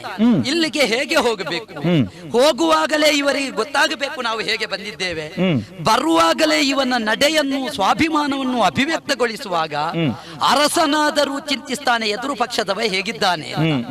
ನಾವಾದರೂ ಬಂದದ್ದು ಎಲ್ಲಿಂದ ಎನ್ನುವುದರ ಅಭಿವ್ಯಕ್ತಿ ಸ್ವಾತಂತ್ರ್ಯವೇ ನಮ್ಮದು. ಯಾಕಂದ್ರೆ ನಾವು ಬರುವಾಗ ನಿನ್ನ ದ್ವಾರಪಾಲಕರು ನನ್ನನ್ನು ಪ್ರಶ್ನಿಸಲಿಲ್ಲ, ತಡೆಯಲಿಲ್ಲ. ನಿನ್ನ ಆಸ್ಥಾನವನ್ನು ಪ್ರವೇಶ ಮಾಡಿ ನಾನು ಆಸನದ ಸಮಕ್ಷದಲ್ಲಿ ಸ್ವಯಂ ಆಸನ ನಿರ್ಮಿಸಿ ಮಂಡಿತನಾದ ಕಾಲದಲ್ಲಿಯೂ ನೀನು ನಿನ್ನ ಮಗನೋ ಎದ್ದು ನನ್ನನ್ನು ಪ್ರಶ್ನಿಸಿದವರು. ಯೋಚನೆ ಮಾಡು, ಇಲ್ಲಿ ನಾನು ಯಾವುದೇ ಅವಾಂತರವನ್ನೆಸಗಲಿಲ್ಲ, ಯಾವುದೇ ವಿಷಯದಲ್ಲಿ ನಾನು ತಪ್ಪು ಮಾಡಲಿಲ್ಲ. ಅರಸನಾದ ನೀನು ಸದಾ ಋಜುತ್ವವನ್ನು ಹೊಂದಿದವನಾಗಿ ವಿಚಾರಣೆಗೊಳಪಡಿಸಬೇಕಾದ ಸ್ಥಿತಿಯೂ ತಾಳ್ಮೆಯಲ್ಲಿರಲಿಲ್ಲ. ಅರಸನಾದವನಲ್ಲಿ ಪ್ರಧಾನವಾಗಿರಬೇಕಾದದ್ದು ತಾಳ್ಮೆ. ಸಹನೆ, ಸಹಿಷ್ಣುತೆ ಇದು ಯಾವುದೂ ನಿನ್ನಲ್ಲಿ ಗೋಚರವಾಗಲಿಲ್ಲ. ಅಂದ್ರೆ? ಕಾರಣ ನೀನು ಪ್ರಶ್ನಿಸಿದ ರೀತಿಯೇ ನೀನು ಮದಮುಖ. ಅದೇ ಹೌದು ಅಂತ ಆದ್ರೆ ನೀನು ಬರುವಾಗ್ಲೇ ನಿನಗೆ 4 ಬಾರಿಸಲಿಕ್ಕೆ ನಾನು ಅಪ್ಪಣೆ ಕೊಡ್ತಿದ್ದೆ. ಹಾಗೆ ಬಾರಿ ಇಲ್ಲ ಇಲ್ಲ, ಕಾರಣ ಯಾವ ಕಾರಣಕ್ಕೂ ನಮ್ಮಲ್ಲಿರುವ ಅಸಹಿಷ್ಣುತೆ, ನಾವು ಅಂತಹ ರಾಜಕಾರಣ ಮಾಡುವವರೇ ಅಲ್ಲ. ದಯವೇ ಬೇಕು ಸರ್ವ ಪ್ರಾಣಿಗಳಲ್ಲಿ, ದಯವೇ ಧರ್ಮದ ಮೂಲ, ಇದು ನಮ್ಮ ಶೈವ ಸಿದ್ಧಾಂತ. ಹಾಗಾಗಿ ಒಂದು ಪ್ರಾಣಿ ಬರ್ತದೆ, ಯಾರು ಏನು ಮಾಡಬೇಡಿ ಅಂತ ಸೂಚನೆ ಕೊಟ್ಟವ ನಾನೇ. ಈಗಲ್ಲ, ಆಗ್ಲೇ ಬರುವಾಗ್ಲೇ, ಅಲ್ಲದೇ ಇದ್ರೆ ಶಿಷ್ಟಾಚಾರವನ್ನು ಮೀರಿ ಬರುವಾಗ್ಲೇ 4 ಬಡಿದು ಹೊರಗೆ ಹಾಕಿ ಅಂತ ಹೇಳ್ತಿದ್ದೆ. ದಯಾಪರತೆಯನ್ನು ಬಿಂಬಿಸಬಹುದಾದ ಸ್ಥಿತಿ ನಿನ್ನಲ್ಲಿ ಉಂಟು ಅಂತಾದ್ರೆ ಪ್ರಶ್ನಿಸಿದ ರೀತಿಯೇ ಸರಿ ಕಾಣುವುದಿಲ್ಲ. ಈ ಕಾಲಕ್ಕೆ ಪ್ರಶ್ನಿಸದೇ ಇದ್ರೆ ನನ್ನನ್ನು ಇಲ್ಲಿದ್ದವರು ಪ್ರಶ್ನೆ ಮಾಡ್ತಾರೆ, ನಿಮಗೆ ಈಗಲೂ ನಾಲಿಗೆ ಬರುವುದಿಲ್ವಾ ಅಂತ. ವಿಷಯ ಸರಿಯೇ. ಯಾಕೆ? ನಿನ್ನ ಸ್ಥಾನ ಭದ್ರತೆಗೆ ಬೇಕಾಗಿ ನಾನು ನಿಂತ ನಿಲುವು ನಿನಗೆ ಚ್ಯುತಿಯನ್ನು ತಂದಿತು. ಆದ್ರೆ ನನ್ನನ್ನು ನೀನು ಹೇಗೂ ಭಾವಿಸು, ನನಗೆ ಬೇಸರ ಇಲ್ಲ. ಆದ್ರೆ ಒಬ್ಬ ಪೂರ್ವಾಪರ ವಿವೇಚನೆ ಉಳ್ಳ ಪ್ರಭುವಾಗಿ ನೀನು ಮಾಡಿದ ಕೃತಿ ನನಗಷ್ಟು ಸರಿ ಕಾಣುವುದಿಲ್ಲ. ಯಾವುದರ ಬಗ್ಗೆ ಮಾತಾಡ್ತಿ? ಸ್ವಲ್ಪ ಸಮಯದ ಮೊದಲು ಇಲ್ಲಿಗೆ ಬಂದಿರುವಂತಹ ಅಶ್ವ, ಆ ಅಶ್ವವನ್ನು ನಿನ್ನ ಮಕ್ಕಳು ಕಟ್ಟಿದ್ದಾರೆ, ನೀನು ಅದಕ್ಕೆ ಬೆಂಬಲ ಎತ್ತಿದ್ದಿ ಎನ್ನುವುದು ನಮಗೆ ಗೊತ್ತಾಗಿದೆ. ಅದು ಯಾರ ಅಶ್ವ ಎನ್ನುವುದು ಉಲ್ಲೇಖಿಸಲ್ಪಟ್ಟಿದೆ. ಶ್ರೀರಾಮ 14 ಜಗತಿಯೋಳು. ವರ್ತಮಾನ ಕಾಲದಲ್ಲಿ ಅಖಂಡವಾದ ಭರತ ಖಂಡದಲ್ಲಿ ಮಾತ್ರ ಅಲ್ಲ, ಚತುರ್ಸಾಗರ ಮಧ್ಯಗತವಾದ ಭೂಮಿಯನ್ನಾಳುವ ಭೂಮಿಪಾಲರ ಸಮಕ್ಷದಲ್ಲಿ ಚಕ್ರವರ್ತಿ ಎನ್ನಿಸಲ್ಪಟ್ಟ ಶ್ರೀರಾಮಚಂದ್ರ ಕೇವಲ ಭೂಮಂಡಲಕ್ಕೆ ಸೀಮಿತ ಅಲ್ಲ, ಲೋಕಲೋಕಗಳೇ ಒಪ್ಪಿದಂತಹ ಅವನ ಕುದುರೆಯನ್ನು ನೀವು ಕಟ್ಟಿ ಹಾಕಿದ್ದೀರಿ. ಕಟ್ಟಿದ್ದು ತಪ್ಪು ಅಂತ ಹೇಳುವುದಲ್ಲ, ಕಟ್ಟುವಲ್ಲಿ ಸಂಗರಕ್ಕೆ, ಸಹಪಂಕ್ತಿ ಭೋಜನಕ್ಕೆ, ಸಮರಕ್ಕೆ ಇದಕ್ಕೆಲ್ಲ ಸಮಾನತೆ ಅಂತ ಉಂಟು. ನೀವು ಸಮನೆ ಅಂತ ಯೋಚನೆ ಮಾಡಬೇಕಿತ್ತು. ರಾಮನ ಚಕ್ರವರ್ತಿತ್ವದ ವ್ಯಾಪ್ತಿಯಲ್ಲಿರುವಂತಹ ಜ್ಯೋತಿರ್ಮೇಧದ ಪ್ರಭುವಾದ ನೀನು ಕಟ್ಟಿದ್ದಿ ಅಂದ್ರೆ ನಮಗೆ ಅಲ್ಲಿ ನಿನ್ನಲ್ಲಿ ಕಾಣುವುದೇನು ಬಲ್ಲೆಯ? ಯಾವುದು? ಮದ. ಹಾಗಾಗಿ ಹೇಳ್ತೇನೆ, ಚಕ್ರವರ್ತಿಯಾದ ಶ್ರೀರಾಮ ನಿಮ್ಮ ಊರು ಕಬಳಿಸುವುದಕ್ಕೆ ಬಂದದ್ದಲ್ಲ, ಧರ್ಮಪೂರ್ಣವಾದ ಯತ್ನ ಸಂಕಲ್ಪವನ್ನು ಕೈಗೂಡಿಸುವ ರಾಮನಲ್ಲೇ ನೀನು ಯಾವುದೋ ಒಂದು ವಿಕಲ್ಪವನ್ನು ಕಂಡಿದ್ದಿಂತಾದ್ರೆ ಈಗ ಕೇಳ್ತೇನೆ, ಏನು ಮತಮುಖರು ನೀವು ಅಲ್ಲ ನಾವು. ಸರಿಯಾಗಿ ನಿನ್ನ ಮಂಗ ಬುದ್ಧಿಯನ್ನು ಉಪಯೋಗಿಸಿದ್ದಿ. ಯಾಕೆ? ಮಂಗನ ಗುಣವೇ ಅದು. ನಾವು ಯಾವುದನ್ನು ಬಿಸಾಡ್ತೇವೆ ಅದನ್ನೇ ಮತ್ತೆ ಬಿಸಾಡುವುದು. ನಾನು ಮದಮುಖ ಅಂತ ನಿನ್ಗೆ ಹೇಳಿದ್ರೆ ನನ್ನನ್ನು ಮದಮುಖ ಅಂತ ಹೇಳ್ತೀನಿ ಅಲ್ಲವೇ?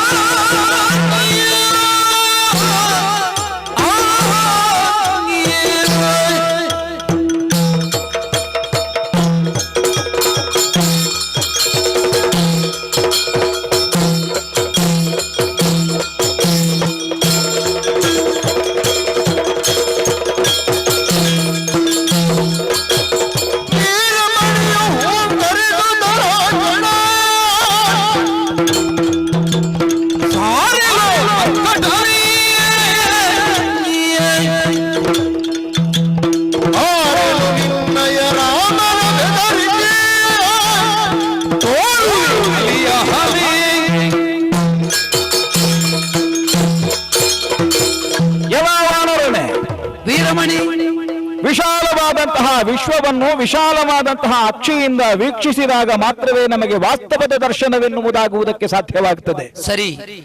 ಕೂಪಮಂಡೂಕ ಒಂದು ಹೇಳ್ತದಂತೆ, ನಮ್ಮ ಈ ಬಾವಿಯಷ್ಟು ದೊಡ್ಡದು ಇನ್ನೊಂದಿಲ್ಲ ಅಂತ. ನಿಜ. ಅಂದ್ರೆ ಅದರ ವ್ಯಾಪ್ತಿ ಅಷ್ಟೇ, ಅದು ನೋಡಿದ ಬಗೆ ಅಷ್ಟು. ಹಾಗಂತ ಸಮುದ್ರವನ್ನು ಅದು ಕಾಣದೇ ಇದ್ದದ್ದರಿಂದಲೇ ಆ ಮಂಡೂಕ ಹಾಗೆ ಹೇಳುವುದಕ್ಕೆ ಸಾಧ್ಯವಾಗುತ್ತದೆ. ನಿಜ.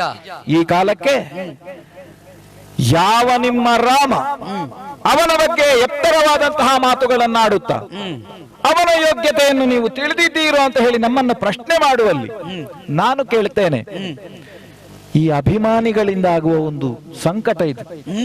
ಒಬ್ಬೊಂದೊಂದು ವ್ಯಕ್ತಿಗಳನ್ನು ಕೆಲವರೆಲ್ಲ ಎತ್ತರ ಮಾಡಿ ದೊಡ್ಡದು ಹೌದಪ್ಪ, ಆಮೇಲೆ ಅವರಿಗಿಂತ ದೊಡ್ಡ ಜನವೇ ಇಲ್ಲ ಅಂತ ಯಾರಾದರೂ ಸ್ವಲ್ಪ ಅವರಿಗಿಂತ ಹೆಚ್ಚು ತೋರಿದ್ರೆ ಅವರನ್ನು ನೋಡಿದ್ರೆ ಆಗುವುದಿಲ್ಲ. ಪ್ರಪಂಚದವರಿಗೆ ಅವಕಾಶವೂ ಇಲ್ಲ. ಆಮೇಲೆ ಅಲ್ಲಿ ಏನೆಲ್ಲ ಹುನ್ನಾರಗಳು. ಮನುಷ್ಯರಿಗೆ ಮಾತ್ರವೇ ಈ ಒಂದು ರೋಗ ಅಂತ ಭಾವಿಸಿತು. ಹಾ ಹಾ ನಿಮಗೆ ಪ್ರಾಣಿಗಳಿಗೂ ಬಂದಿದೆ ಅಲ್ಲ ಈಗ. ಅಲ್ವಾ, ವೀರಮಣಿಯ ಆಸ್ಥಾನದಲ್ಲಿ ಇಷ್ಟು ಅಧ್ಯಯನಶೀಲರಿದ್ದಾರೆ ಅಲ್ವಾ. ಬಹುಶಃ ಸೋಂಕು ರೋಗ ಅಂತ ಕಾಣ್ತದೆ. ನಿಜ. ಇದು ನಿನಗೆ ನಿಂತರೆ ಸಾಕು, ಇನ್ನು ನಿನ್ನ ಪರಂಪರೆಗೆ ಹೋಗದಿರಲಿ. ಯಾಕಂದ್ರೆ ಮನುಷ್ಯರು ನಾವು ಹಾಳಾಗಿ ಆಗಿದೆ.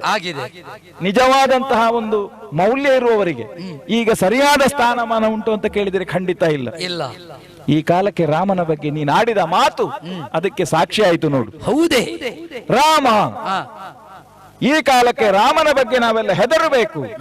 ಛೇ, ನೀನು ಈ ಭೂಮಿಯ ಬಗ್ಗೆ ಹೇಳಿದ್ದಲ್ಲ, ಬರೇ ಭೂಮಿಯಲ್ಲಿ ಮಾತ್ರ ಅಲ್ಲ, 14 ಲೋಕ, 14 ಲೋಕದಲ್ಲಿಯೂ ರಾಮನ ಯೋಗ್ಯತೆಯನ್ನು ಪ್ರತಿಯೊಬ್ಬರು ಒಪ್ಪಿದ್ದಾರೆ ಅಂತ ಹೇಳುವಷ್ಟರ ಮಟ್ಟಕ್ಕೆ ನೀನು ಅವನನ್ನು ಎತ್ತರಿಸಿದ್ದಿ. ಅಲ್ಲ, ಹೇಳುವಾಗ ಹೊಗಳು ಭಟರೆಲ್ಲ ನಮ್ಮನ್ನು ಹೇಳ್ತಾರೆ, ರಾಜಾದಿರಾಜ ಹಾಗೆ ಹೀಗೆ ಅಂತ ಹೇಳ್ತಾರೆ. ಅಲ್ಲಿ ಹೇಳುವಲ್ಲಿ ನಮ್ಮನ್ನು ದೈವತ್ವಕ್ಕೂ ಏರಿಸ್ತಾರೆ. ನಿಜ. ಹಾಗಂತ ಹೊಗಳು ಭಟ್ರು ಹೇಳಿದ್ರು ಅಂತ ಹೇಳುವ ಕಾರಣಕ್ಕಾಗಿ ನಮ್ಮನ್ನು ನಾವು ಎತ್ತರಿಸಿಕೊಳ್ಳುವಲ್ಲಿ ನಾವು ದೇವರು ಅಂತ ಹೇಳಲಿಕ್ಕಿಲ್ಲ. ಈ ಕಾಲಕ್ಕೆ ಅಭಿಮಾನ ಬೇಕು, ಆದ್ರೆ ಇಂತಹ ಹುಚ್ಚು ಅಭಿಮಾನ ಇರಬಾರದು, ದುರಭಿಮಾನ ಇರಕೂಡದು. ಹೌದು, ಈಗ ಆದದ್ದೇ ರಾಮ 14 ಲೋಕದಲ್ಲಿಯೂ ಅಂತಹ ವಿಖ್ಯಾತಿಯನ್ನು ಹೊಂದಿದವ ಅಂತ ಹೇಳಿಕೊಂಡು ನೀನು ಸ್ಥಾಪಿತವಾಗಿ ಅವನನ್ನು ಹೇಳಬೇಕು ಅಂತ ಇದ್ರೆ ಅದಕ್ಕೆ ಏನಾದರೂ ಒಂದು ಸಾಕ್ಷಿ ಬೇಕು. ಯಾಕಂದ್ರೆ ನಾವು ಈ ಜ್ಯೋತಿರ್ಮೇಧದಲ್ಲಿ ಪರಂಪರಾನುಗತವಾಗಿ ಆಳ್ವಿಕೆಯನ್ನು ಮಾಡ್ತಾ ಬಂದವರು, ಪ್ರಪಂಚವನ್ನು ಈಕ್ಷಿಸುವ ಆ ಅಕ್ಷಿಯನ್ನು ಹೊಂದಿದವರಾಗಿ ನಮಗೂ ಕೂಡ ಕಾಣ್ತದೆ, ನಾವು ನೋಡ್ತಾ ಇದ್ದೇವೆ. ಆದ್ದರಿಂದ ಹೇಳ್ತೇನೆ, ಕೆಲವರಿಗೆಲ್ಲ ಒಂದು ಹುಚ್ಚುಂಟು. ಯಾರಾದರೂ ಒಂದು ವಿಷಯ ಹೇಳಿದ್ರೆ, ಒಳ್ಳೆಯ ಮಾತುಗಾರ ಅವ ವೇದಿಕೆಯಲ್ಲಿ ನಿಂತು ಮಾತಾಡಿದ್ರೆ, ಆಹಾ ಎಂತಹ ಮಾತು, ಅವರು ಹೇಳಿದ್ದೇ ಅಮೃತ, ಅವರು ಹೇಳಿದ್ದೇ ಸರಿ. ಈ ವಕ್ತೃತ್ವ ಎನ್ನುವುದು ಕೆಲವೊಮ್ಮೆ ಎಂಥದ್ದನ್ನು ಏನೋ ಮಾಡಿಬಿಡ್ತದೆ, ವಾಸ್ತವದ ಅನ್ವೇಷಣೆಗೆ ಹೋಗುವುದಿಲ್ಲ. ಒಬ್ಬ ಮಹಾಧೂರ್ತ ಒಳ್ಳೆ ರೀತಿಯಲ್ಲಿ ಮಾತಾಡಿ ಒಂದು ವಿಷಯವನ್ನು ತಿರುಚಿ ಕೊಡುವುದಕ್ಕೆ ಅವನ ವಕ್ತೃತ್ವದಿಂದ ಸಾಧ್ಯ ಆಗ್ತದೆ. ಅವ ಹೇಳುವುದು ವಿಷಯವೇ ನಿಜವಾಗಿ, ಆದ್ರೆ ಹೇಳುವವರವನ ಶೈಲಿಯನ್ನು ನೋಡಿ ಆಹಾ ಎಂತಹ ಮಾತು, ಮಾರು ಹೋಗುವುದಿರುತ್ತದೆ. ನಿಜ. ಈ ಕಾಲಕ್ಕೆ ಅಷ್ಟು ಮೂರ್ಖ ನಾನಲ್ಲ. ಹಾಗಾಗಿ ಹೇಳ್ತೇನೆ, ರಾಮನ ಬಗ್ಗೆ ನಾನು ನೀ ಹೇಳಿದ ಹಾಗೆ, ನೀನು ಅಭಿಮಾನಿಯಾದ ಹಾಗೆ ನಾನು ಅಭಿಮಾನಿಯಾಗುವುದಕ್ಕೆ ಸಾಧ್ಯ ಇಲ್ಲ. ಯಾಕಂದ್ರೆ ನನಗೆ ಸ್ವಲ್ಪ ಬುದ್ಧಿ ಉಂಟು. ಈ ಜ್ಯೋತಿರ್ಮೇಧದ ಅರಸ ನಾನು. ಈ ಊರೇ ಹಾಗೆ, ಇಲ್ಲಿರುವವರೆಲ್ಲ ಮೇಧಾಶಕ್ತಿಯನ್ನು ಹೊಂದಿದಂತಹ ಪಂಡಿತರು. ಹಾಗಾಗಿ ಒಬ್ಬಾತ ಮಹಾಬುದ್ಧಿವಂತನಾದ ವೇದಿಕೆಯಲ್ಲಿ ಮಾತಾಡಿದಾಗ ಒಬ್ಬ ಸಾಮಾನ್ಯನಾದಂತಹ ಒಬ್ಬ ಶ್ರೋತೃ ಹೇಗೆ ಮಾರು ಹೋಗುತ್ತಾನೋ ಹಾಗೆ ನಿನ್ನ ವಕ್ತೃತ್ವಕ್ಕೆ ಮಾರು ಹೋಗುವವ ನಾನಲ್ಲ. ರಾಮ ನಿಜವಾಗಿಯೂ ಅಂತಹ 14 ಲೋಕ, ಯಾಕೆಂದ್ರೆ ನಾನು ಬಲವಾಗಿ ಹಿಡಿಯುವುದನ್ನು. ನೀನು ಒಂದು ಊರಿಗೆ ಒಬ್ಬ ಅರಸ ಅಂತ ಹೇಳಿದ್ರೆ ಆಕ್ಷೇಪ ಇರಬಹುದಪ್ಪ, ಅಥವಾ ಒಂದು ವ್ಯಾಪ್ತಿಯಲ್ಲಿ ಇಷ್ಟು ತುಂಡರಸರುಗಳಿಗೆ ಅವ ತಾನೊಬ್ಬ ರಸ ಅಂತ ಹೇಳ್ತಿದ್ರು, ಆಕ್ಷೇಪ ಇರಲಿಲ್ಲ. ಲೋಕಕ್ಕೆ ಅವನನ್ನು ಏರಿಸಬೇಕು ಅಂತ ಇದ್ರೆ ಅವನಲ್ಲಿ ಏನಾದ್ರೂ ಒಂದು ವಿಶೇಷತೆ ಬೇಕು, ಅವನಲ್ಲಿ ಅಂತಹ ಕಲಿತನ ಎನ್ನುವುದು ಬೇಕು. ಯಾಕಂದ್ರೆ ಕಲಿತನದ ಉರ್ಕು, ಜೌವನದ ಸೊಕ್ಕು, ನಿಜೇಶನ ನೆಚ್ಚು ಅಲ್ಲ ತೋಳ್ಬಳದ ಪೊಡರ್ಪು, ಇದಿಷ್ಟು ಒಬ್ಬನಲ್ಲಿ ಊರ್ಜಿತವಾಗಿ ಉಂಟು ಅಂತ ಆದ್ರೆ ಅವ ಯೋಗ್ಯತೆಯಿಂದ ಎಂತಹ ಎತ್ತರವನ್ನು ಏರುವುದಕ್ಕೆ ಸಾಧ್ಯವಾಗುತ್ತದೆ. ಈ ಕಾರಣಕ್ಕಾಗಿ ಕೇಳ್ತೇನೆ, ನೀ ಹೇಳಿದ, ನೀನು ಅಭಿಮಾನಿಯಾದ ನಿನ್ನ ರಾಮನಲ್ಲಿ ಅಂತದ್ದುಂಟು. ಈಗ ಕವಿಯ ಕಲ್ಪನೆ ಸುಳ್ಳಾಗಬಹುದು, ರವಿಯ ಬೆಳಕು ಸುಳ್ಳಾಗಲಿಕ್ಕಿಲ್ಲಲ್ಲ. ಅದಿಲ್ಲ. ರವಿವಂಶೀಯನಾದ ರಾಮನ ಕಲಿತನ ಕೈಗವ ಕಾಲ ಗಗನಹನತ್ತಿಗೆ ಅಲಿಯುತ್ತ ಸೇತುವರು.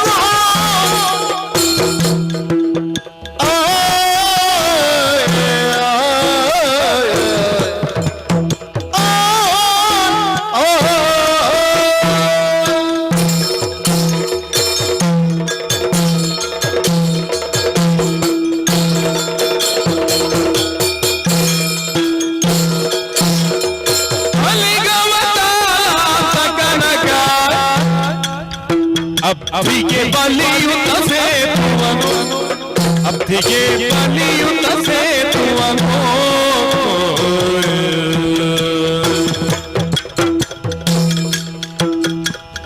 ಕಲಹದಿ ದಶಶಿರ ಕುಂಭಶ್ರವಣರ,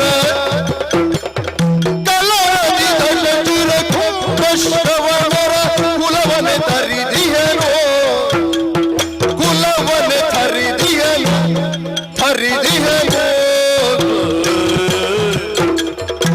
ಕಲಿಗವ ಕಾಲ ಅಬ್ಧಿಗೆ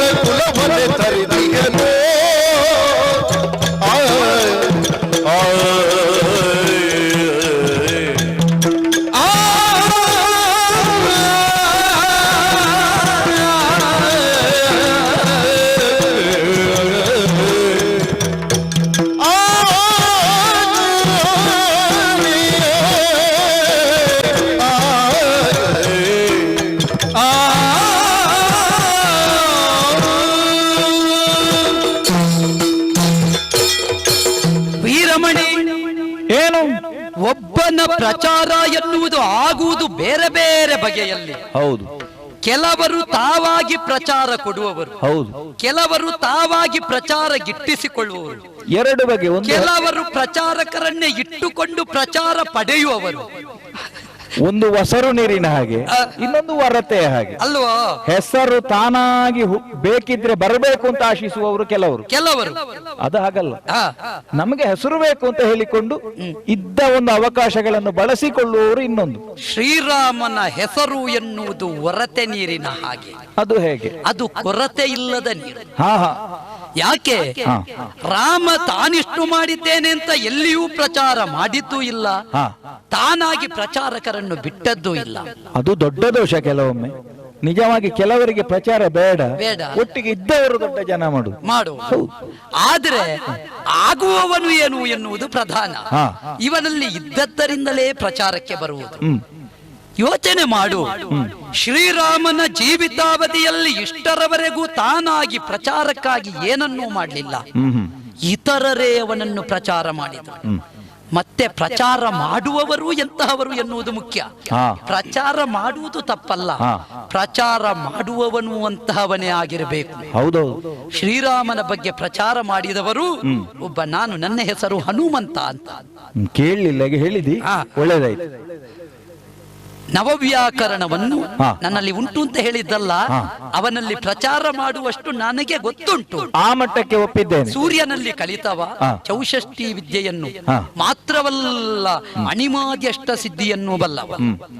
ಇನ್ನೂ ನಾರದರು, ಅತ್ರಿಗಳು, ಅಗಸ್ತ್ಯರು, ಸುತೀಕ್ಷ್ಣರಂತಹ ಜ್ಞಾನಿಗಳ ವೃಂದ, ವೇದಾಂಗ ಕೋವಿದರು, ಅಂತಹವರೇ ಪ್ರಚಾರ ಮಾಡ್ತಾರೆ ಅನ್ನುವಲ್ಲಿ ರಾಮನ ವ್ಯಕ್ತಿತ್ವ ಎಷ್ಟು ದೊಡ್ಡದು ಅಂತ ಒಂದು ಊಹಿಸಬೇಕು. ಪ್ರಚಾರದ ವಿಷಯ ಬದಿಗಿಡೋಣ. ಪ್ರಚಾರ ಮಾಡಬೇಕು ಅಂತಿದ್ರೆ ಅವನಲ್ಲಿ ವಾಸ್ತವವಾಗಿ ಅವರು ರೂಪಿಸಿದ್ದು ಏನು ಅಂತ ಬೇಡವೇ? ನಿಜವಾಗಿದ್ದದ್ದೇನು? ಆ ಕಲಿತನ, ಯೋಗ್ಯತೆ ಅದು ಉಂಟು. ಕಲಿ ಎನ್ನುವುದಕ್ಕೆ ಒಮ್ಮೆ ಕಲಿ ಅನ್ನುವುದು ಉಂಟು. ರಾಮ ಇತರರಿಂದ ಈಗಲೂ ಕಲಿಯುತ್ತಲೇ ಇದ್ದಾನೆ. ಮಾತ್ರವಲ್ಲ, ಇತರರು ಕಲಿಯುವಷ್ಟು ಸಾಧಿಸಿಯೂ ಇದ್ದಾನೆ. ಮಾತ್ರವಲ್ಲ, ತನ್ನ ಕಲಿತನದಿಂದ ಇತರರಿಗೆ ಹಿತವಾಗುವಷ್ಟನ್ನು ಮಾಡಿಯೂ ತೋರಿಸಿದ್ದಾನೆ. ಅವನ ಕಲಿತನಕ್ಕೆ ಸಾಕ್ಷಿ ಒಂದು ಸಾಲದೆ. ಯಾವುದು? ಲೋಕಂಗಳನ್ನೇ ನಡುಗಿಸಿದವ ರಾವಣ, ಸುರನರ ಭುಜಂಗಮ ಚತುರ್ದಶ ಭುವನದಲ್ಲಣ ಎನ್ನಿಸಿದವ, 14 ಲೋಕವನ್ನು ಅಂಕೆಯಲ್ಲಿಟ್ಟುಕೊಂಡು ಹರಬೊಮ್ಮಾತ್ಯರಾದರೂ ನುತಿಸಿದ ಕಾಲದಲ್ಲಿ ಪ್ರತ್ಯಕ್ಷವಾಗುವ ಮಟ್ಟಕ್ಕೆ ಮುಟ್ಟಿದ್ದ ರಾವಣನ ಅಕ್ಕವಾಳತನವನ್ನೇ ಕಡೆಗಾಣಿಸಿದವ, ಕೊನೆಗೊಳಿಸಿದವ.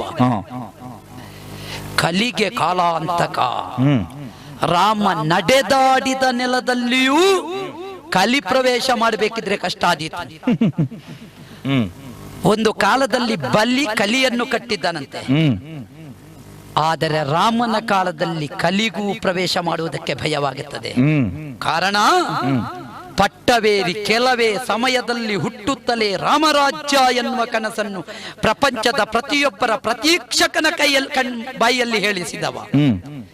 ಅಂತಹ ಒಬ್ಬ ರಘುರಾಮ ತನ್ನ ಕಲಿತನದಿಂದಲೇ ವಸಿಷ್ಠ ವಿಶ್ವಾಮಿತ್ರರ ಕರಕಮಲ ಸಂಜಾತನಾಗಿ ದೇವಾನುದೇವತೆಗಳೇ ಭಯಪಡುತ್ತಾ ಇದ್ದಂತಹ ರಾವಣನನ್ನು ನಿಗ್ರಹಿಸುವುದಕ್ಕೆ ಬೇಕಾಗಿ ಮಾನುಷೀಯ ನೆಲೆಯಲ್ಲಿಯೇ ಸಾಗಿ ಶತಯೋಜನ ವಿಸ್ತೀರ್ಣವಾದ ಅಬ್ದಿಗೆ ಸೇತುವೆಯನ್ನು ವನಚರರಾದ ನಮ್ಮನ್ನೇ ಪಳಗಿಸಿ ಸೇತುವೆ ಕಟ್ಟಿಸಿದ್ದಾನೆ. ಸರಿತ ಮನುಷ್ಯರನ್ನೇ ಒಟ್ಟುಗೂಡಿಸಿ ದುಡಿಸುವುದು ಕಷ್ಟ. ಹೌದು. ಅಂತದ್ದರಲ್ಲಿ ಕಾಡಕಪಿಗಳನ್ನಾದರೂ ತನ್ನ ಜಾಣ್ಮೆಯಿಂದ ಪಳಗಿಸಿ, ತನ್ನ ಜೀವನ ದರ್ಶದಿಂದ ಪಳಗಿಸಿ ಅವರೂ ಕೂಡ ದುಡಿಯುವ ಹಾಗೆ ಮಾಡ್ತಾನೆ. ಒಬ್ಬ ನಾಯಕನಲ್ಲಿ ಕಾಣಬೇಕಾದದ್ದು, ನಾನು ಕಾರ್ಮಿಕ ಅಂತ ಹೇಳಿದ್ರೆ ಸಾಲದು, ತಾನು ಶ್ರಮಿಕ ಅಂತ ತೋರಿಸಿದ್ರೆ ಸಾಲದು.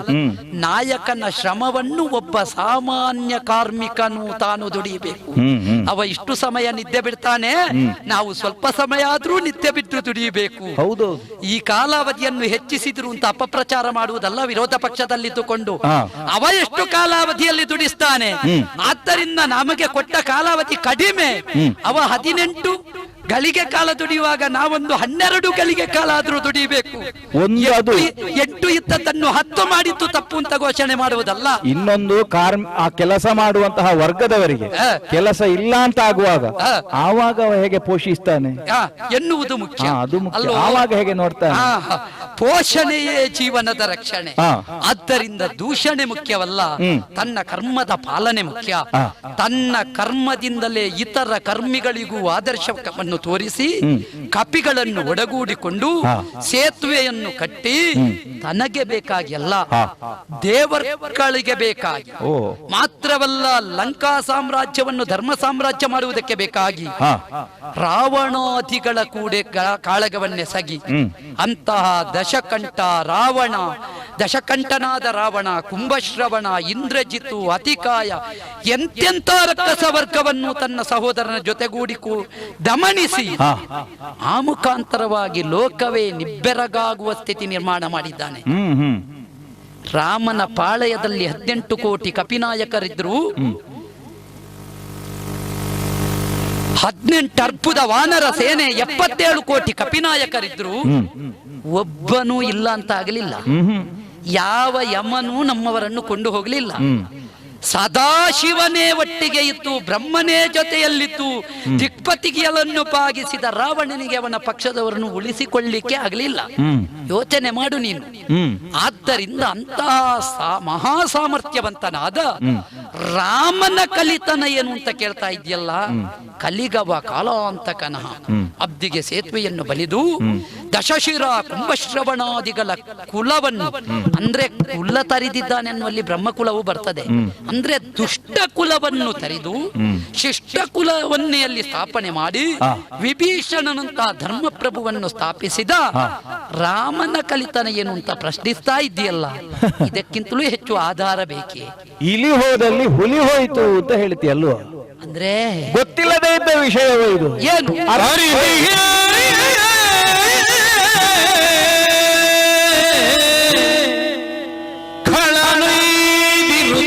ಸತಿಯನು ಹೌದಪ್ಪ. ತೊರೆ ತೊರೆ ನಾಟಿಗೆಯ ಖಳಲೊಯ್ದಿರುತ್ತಿಗ ಸತಿಯನು ತೊರೆ ತೊರೆ ನಾಟಿಗೆಯ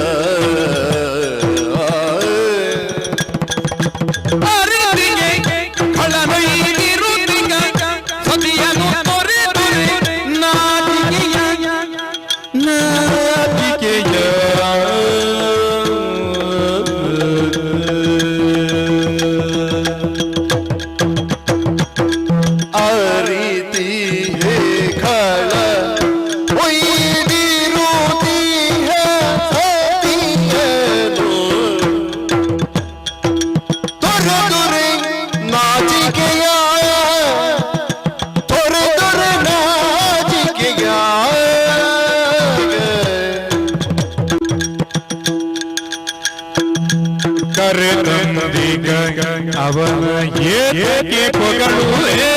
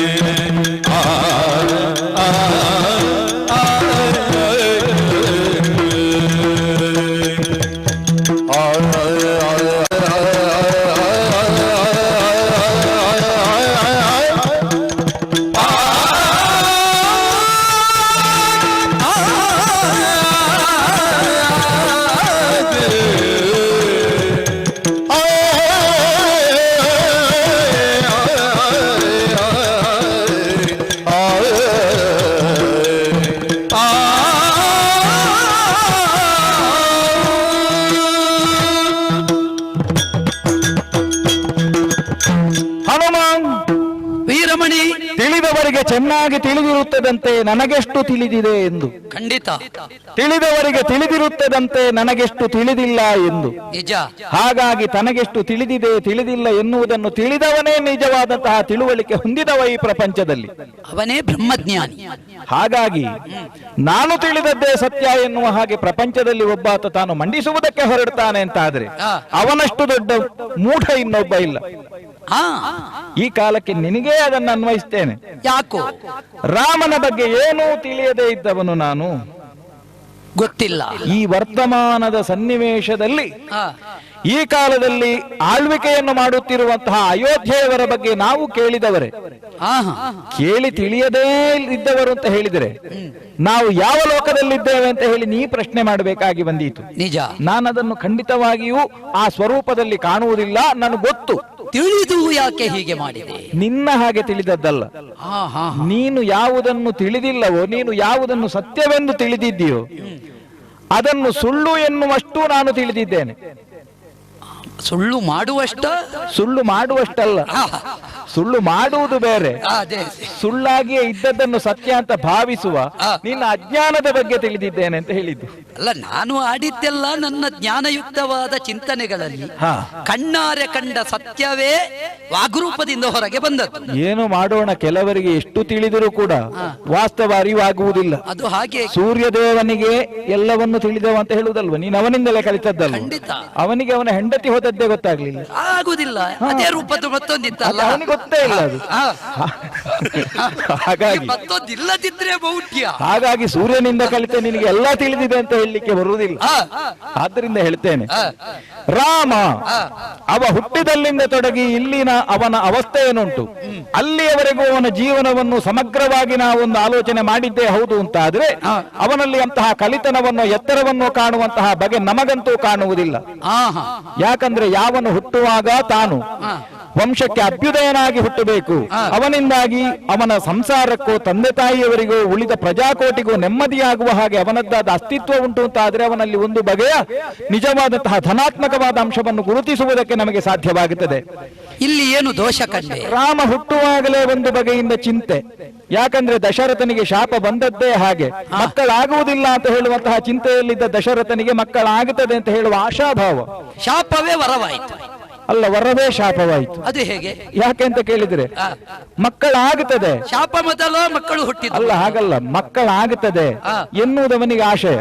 ಹಾಗಂತ ಮಕ್ಕಳ ಚಿಂತೆಯಿಂದಲೇ ನೀನು ಸಾಯ್ತಿ, ಅದು ಶಾಪ. ಹೌದು. ಹಾಗಾಗಿ ವರ ಶಾಪ ಆದದ್ದು. ಹಾಗಾಗಿ ರಾಮ ಹುಟ್ಟಿದಲ್ಲಿಯೇ ದಶರಥನಿಗೆ ನೋವು. ಆ ಮೂಲಕವಾಗಿ ಅವನು ಒಂದು ಬಗೆಯ ತೃಪ್ತಿಯನ್ನು ಕಂಡದ್ದು ಹೌದು. ಅವನ ಜೀವನದಲ್ಲಿ ಅವನ ನೆಮ್ಮದಿಯನ್ನು ಕಾಣುವಲ್ಲಿ ಮಕ್ಕಳಾಯಿತು ಅಂತ ಹೇಳುವಂತಹ ಸಂಭ್ರಮವನ್ನು ಅನುಭವಿಸಿದ್ದು ಸತ್ಯ. ಹಾಗಂತ ರಾಮನ ಪಟ್ಟಾಭಿಷೇಕವಾದಂತಹ ಸಂದರ್ಭದಲ್ಲಿ ಅವನಿಗೆ ಮುಹೂರ್ತ ಇಡುವುದಕ್ಕೆ ಒದಗಿದ್ಯಾವುದು?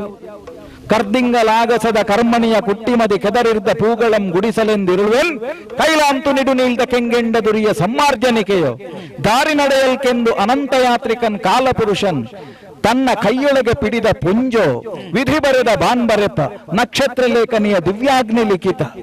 ಯಾರು ನೋಡ್ಲಿಕ್ಕೆ ಇಷ್ಟಪಡದೆ ಇದ್ದ ಧೂಮಕೇತು ಆಕಾಶದಲ್ಲಿ ನೋಡ್ಲಿಕ್ಕೆ ಸಿಕ್ಕಿದಾಗ ಇದು ಒಳ್ಳೆಯ ಮುಹೂರ್ತ, ರಾಮನಿಗೆ ಪಟ್ಟಾಭಿಷೇಕ. ಅದು ಕೆಲವು ದಾರಿದ್ರ್ಯ. ಕೆಲವು ಸಲ ಹಾಗೆ ಈ ಒಳ್ಳೆಯ ಪೂಜೆ ಮಾಡುವುದು ಅಂತ ಉಂಟು.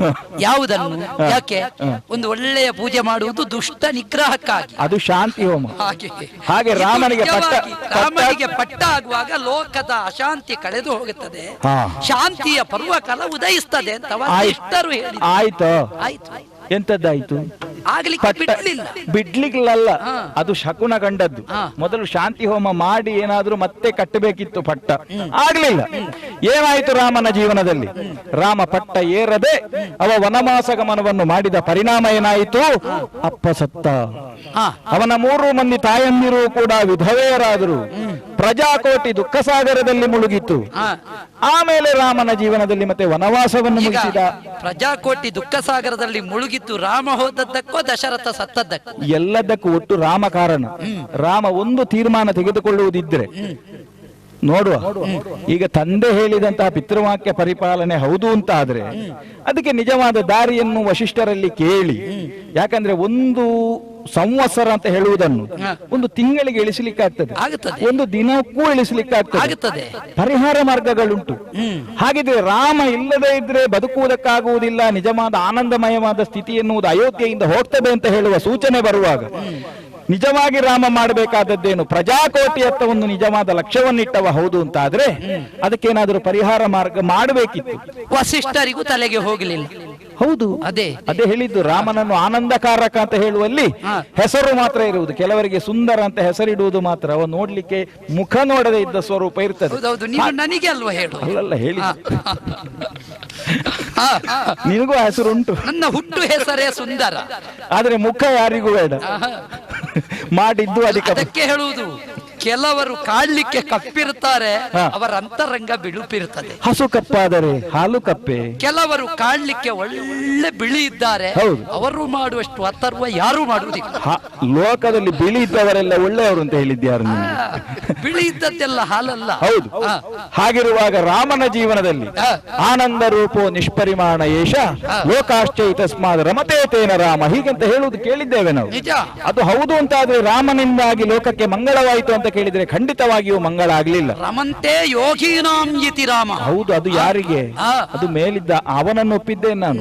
ಮೂಲ ಸ್ವರೂಪದಲ್ಲಿ ರಾಮ ಅಂತ ಯಾರನ್ನು ಅಂಗೀಕರಿಸ್ತಾರೋ ಆ ವಿಷ್ಣು, ಅವನನ್ನು ಈ ಮನುಷ್ಯನಿಗೆ ದಶರಥನ ಮಗನಿಗೆ ನೀವು ಹೊಂದಿಕೆ ಮಾಡುವುದನ್ನು ನಾವು ಒಪ್ಪುವುದಿಲ್ಲ. ಸರಿ. ಆಮೇಲೆ ರಾವಣಾದಿಗಳ ವಧೆ. ರಾವಣ ವಧಿಸುವುದಕ್ಕೆ ಕಾರಣವಾದದ್ದು ನಿಜವಾಗಿಯೂ ರಾಮನೋ ಅಲ್ವಾ? ಈಗ ಒಂದು ಮರ ಕಡಿಯಲಿಕ್ಕೆ ಮೊದಲು ಅದರ ಗೆಲ್ಲು ತೆಗೀತಾರೆ, ಆಮೇಲೆ ಅದರ ಬೇರು ಕಡಿತಾರೆ, ಕೊನೆಗೆ ಒಂದು ಪೆಟ್ಟು ಹೊಡಿತಾನೆ, ಅಲ್ಲಿಗೆ ಮರ ಬೀಳ್ತದೆ. ಹಾಗಿದ್ರೆ ಅಲ್ಲಿದ್ದ ಅಷ್ಟೂ ಹೊತ್ತಿನ ಶ್ರಮ ವ್ಯರ್ಥ ಅಂತ ಅರ್ಥವ? ಋಷಿಗಳ ಶಾಪ ಬೇರೆ, ಅಥವಾ ಯಾವ ಸಜ್ಜನರಾದವರು ಪ್ರಪಂಚದಲ್ಲಿ ಶಾಪ ಕೊಟ್ಟದ್ದು ಬೇರೆ, ನಂದಿಯ ಶಾಪ ಬೇರೆ. ಹೀಗೆಲ್ಲ ಶಾಪಗ್ರಸ್ತನಾದಂತಹ ರಾವಣ ಕೊನೆಗೆ ರಾಮನ ಒಂದು ಪೆಟ್ಟಿನಿಂದ ಸತ್ತ. ಒಂದು ಕಾರಣ ಅಷ್ಟೇ, ರಾಮ. ಸರಿ. ಹಾಗಿರುವಾಗ ಪೂರ್ತಿ ರಾಮನೇ ಕೊಂದ ಅಂತ ಹೇಳಲಿಕ್ಕಿಲ್ಲ. ಮತ್ತೆ ಒಂದುಂಟು, ಈ ಬೀಳುವ ಮರವನ್ನು ಕಡಿಯುವವನಷ್ಟು ದೊಡ್ಡ ಜಾಣ ಮತ್ತೊಬ್ಬ ಇಲ್ಲ. ಹೌದೌದು. ಮೊದಲು ಗಡಿಡ್ಲಿಕ್ಕೆ ಎಷ್ಟು ಮಂದಿ ಬೇಕು? ಬೀಳ್ಲಿಕ್ಕೆ ಆಗುವಾಗ ಹೋಗುವವ ಎಲ್ಲ ತಿಳಿದ. ಅವ ಯೋಚನೆ ಮಾಡ್ತಾನೆ, ಇದು ಯಾರ ಮನೆಗೆ ಬಿದ್ದಿತ್ತು, ಎಲ್ಲಿ ಬಿದ್ದಿತ್ತು, ಇದರ ಅಪಾಯವನ್ನು ಹೇಗೆ ತಪ್ಪಿಸಬಹುದು. ಆದ್ದರಿಂದ ಪರಿಪೂರ್ಣ ಜ್ಞಾನ ಇದ್ದವ ಮಾತ್ರ ಕೊನೆಯ ಪೆಟ್ಟಿಗೆ ಹೋಗುತ್ತಾನೆ. ಬೀಳುವ ಮರವನ್ನು ಬೀಳಿಸಲಿಕ್ಕೆ ಬಹಳ ಸುಲಭ, ಬೀಳ್ಲಿಕ್ಕೆ ಕಷ್ಟ ಇರುವ ಮರವನ್ನು ಬೀಳಿಸಬೇಕು.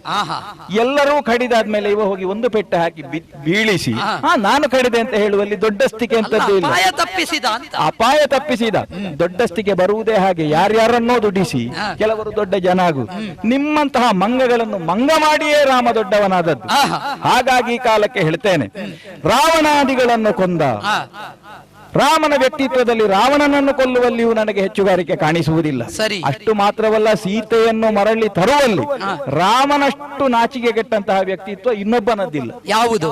ಯಾಕೆಂತ ಕೇಳಿದ್ರೆ, ಸೀತೆ ಹೋದಂತಹ ಕಾಲಕ್ಕೆ, ರಾವಣನ ವಶವರ್ತಿನಿಯಾದ ಕಾಲಕ್ಕೆ ರಾಮ ಹೇಳಿದ್ದಂತೆ, ಅಯ್ಯೋ ನನ್ನ ಹೆಂಡತಿ ಹೋದ್ಲು, ಸಿಕ್ಕಿದ ಹೂಗಳಲ್ಲಿ ಎಲ್ಲಾ ಸೀತೆಯ ಮುಖ ಕಾಣುತ್ತದೆ. ಲಕ್ಷ್ಮಣನ ಹತ್ರ ಹೇಳಿದ್ದನಂತೆ, ಅರವಿಂದ ನಯನೆ ಅಲ್ಲಿದ್ದಾಳೆ, ತಾವರೆ ಪುಷ್ಪವನ್ನು ನೋಡಿ ಅಡವಿ ಗಿಡ ಮರ ಬಳ್ಳಿ ಅರಿಶಿಣದ ಪುಡಿಯಂತೆ ಕಾಣುತ್ತಿದೆ ತಮ್ಮ ಅಂತ ಹೇಳಿದಾನೆ. ಹೌದಂತೆ. ಅಂತಹ ರಾಮ ವಾಲಿ ಸುಗ್ರೀವರದ್ದಾದಂತಹ ಒಂದು ಕಲಹ ಏರ್ಪಟ್ಟು ವಾಲಿ ವಧೆಯಾದಂತಹ ಹೊತ್ತಿಗೆ ಸುಗ್ರೀವನಿಗೆ ಒಂದು ಮಾತು ಕೊಟ್ಟಿದ್ದಾನಂತೆ, ವಾಲಿಯನ್ನು ವಧಿಸಿಕೊಡ್ತೇನೆ ಅಂತ. ಅದಕ್ಕೆ ಸುಗ್ರೀವನು ಒಂದು ಮಾತು ಹೇಳಿದ್ದಾನಂತೆ, ಎಲ್ಲಿದ್ರೂ ಕೂಡ ಸೀತಾದೇವಿಯನ್ನು ನಾನು ಹುಡುಕಿ ವರ್ತಮಾನವನ್ನು ಹೇಳಿ ನಿನಗೆ ಒಪ್ಪಿಸ್ತೇನೆ. ನಿಜವಾಗಿ ಹೆಂಡತಿಯ ಮೇಲೆ ಪ್ರೀತಿ ಇದ್ದವ ರಾಮ ಹೌದು ಅಂತಾದ್ರೆ ವಾಲಿ ವಧೆ ಆಯ್ತು, ಅಲ್ಲಿಗೆ ಧನುಸ್ಸನ್ನು ಉರಿ ವಿಶ್ರಾಂತಿ ಮಾಡುವುದಲ್ಲ, ಹೋಗೋಣ ರಾವಣನನ್ನು ವಧಿಸುವ ಹೀಗೆ ಹೇಳಬೇಕಿತ್ತು. ಅವ ವೀರಮಣಿ ಅಲ್ಲಲ್ಲ. ಅಲ್ಲ, ವೀರಮಣಿ ಆದ್ರೆ ಹಾಗೆ ಮಾಡ್ತಿದ್ದ. ಅವ ರಾಮ ಆದದ್ರಿಂದಲೇ ನನ್ನ ಆಕ್ಷೇಪ. ಇವ ಹೋಗಿ ಪ್ರಸ್ರವಣ ಪರ್ವತದಲ್ಲಿ 4 ತಿಂಗಳು ಕೂತು ಒಂದು ಮಳೆಗಾಲ ಕಳೆಯಲಿ ಮತ್ತೆ ನೋಡುವ. ಇವಳನ್ನು ಪ್ರವಾಸಕ್ಕೆ ಕಳಿಸಿದ್ದು ಟಾಪಿ, ಕೊಂಡೋದದ್ದು ರಾವಣ. ಅಲ್ಲಿ ಅಷ್ಟು ಸಮಯ 4 ತಿಂಗಳು ಪ್ರವಾಸಕ್ಕೆ ಕಳಿಸಿದ್ದ. ಅದಕ್ಕೆ ಹೇಳಿದ್ದು ತೊರೆದುರೆ ನಾಚಿಕೆ. ಹೆಂಡತಿಗೆ ಗಂಡನಾಗುವಲ್ಲಿಯೂ ರಾಮನ ಯೋಗ್ಯತೆ ಅದು ಕಾಣುವುದಿಲ್ಲ. ಆದ್ದರಿಂದ ಹೇಳ್ತೇನೆ, ನಮ್ಮ ಊರಿನಲ್ಲಿ ಈಗ ಎಲ್ಲ ಹೆಣ್ಣು ಮಕ್ಕಳನ್ನು ಕರೆಸಿ ನಿಮಗೆ ಎಂತಹ ಗಂಡ ಬೇಕು, ರಾಮನಂತಹ ಗಂಡ ಬೇಕು ಅಂತ ಕೇಳಿದ್ರೆ ಎಲ್ಲ ಕೈ ಮುಗಿತಾರೆ. ಯಾವುದು ಆಗಬಹುದು, ರಾಮನಂತಹ ಗಂಡ ಬೇಡ ಅಂತ. ಹಾಗೆ ಹೇಳ್ತೇನೆ, ಅವ ಹೇಗೂ ನಾಚಿಗೆ ಬಿಟ್ಟವ ರಾವಣ. ತೊರೆದುರೆ ನಾಚಿಕೆಯ ಹೆಂಡತಿಯನ್ನು ತಂದವ. ಆಮೇಲೆ ಸೀತೆಯನ್ನು ಮತ್ತೆ ಈಗ ಇದ್ದಾಳ ಸೀತೆ? ಇಲ್ಲ, ಈಗ ಇಲ್ಲ, ಕಾಡಿಗೆ ಬಿಟ್ಟಿದ್ದಾರೆ. ಹಾಗಿದ್ರೆ ಯಾವನೋ ಒಬ್ಬ ಸಾಮಾನ್ಯನ ಮಾತಿಗೆ ಆ ಒಂದು ಮಾತನ್ನು ಕೇಳಿ ರಾಮ ಸೀತೆಯನ್ನು ಬಿಡ್ತಾನೆ ಅಂತಾದ್ರೆ ಈ ಕಾಲಕ್ಕೆ ರಾಮ ಹೆಂಡತಿಗೆ ಗಂಡನಾಗುವ ಯೋಗ್ಯತೆ ಇಲ್ಲ, ಪ್ರಜೆಗಳಿಗೆ ಅರಸನಾಗುವ ಯೋಗ್ಯತೆ ಇಲ್ಲ, ತಂದೆಗೆ ಮಗ ಅಂತೂ ಮೊದಲೇ ಆಗಲಿಲ್ಲ, ತಾಯಂದರಿಗೆ ಮಗ ಆಗಲಿಲ್ಲ. ಯಾವ ಕಾರಣಕ್ಕೂ ಅವನನ್ನು ಹೊಗಳಬೇಡ, ಅಪಹಾಸ್ಯ ಇದು.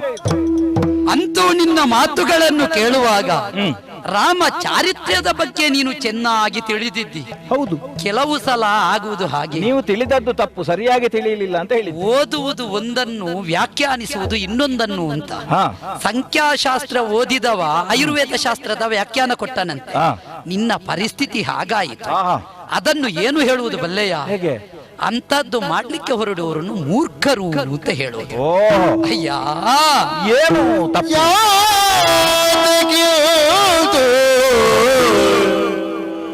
ನುಡಿಬೆ ಮೂರ್ಖನೇ ಮೂರ್ಖನೇ ಯಾತಕ್ಕಿಂತು ನುಡಿಬೆ ಮೂರ್ಖನೇ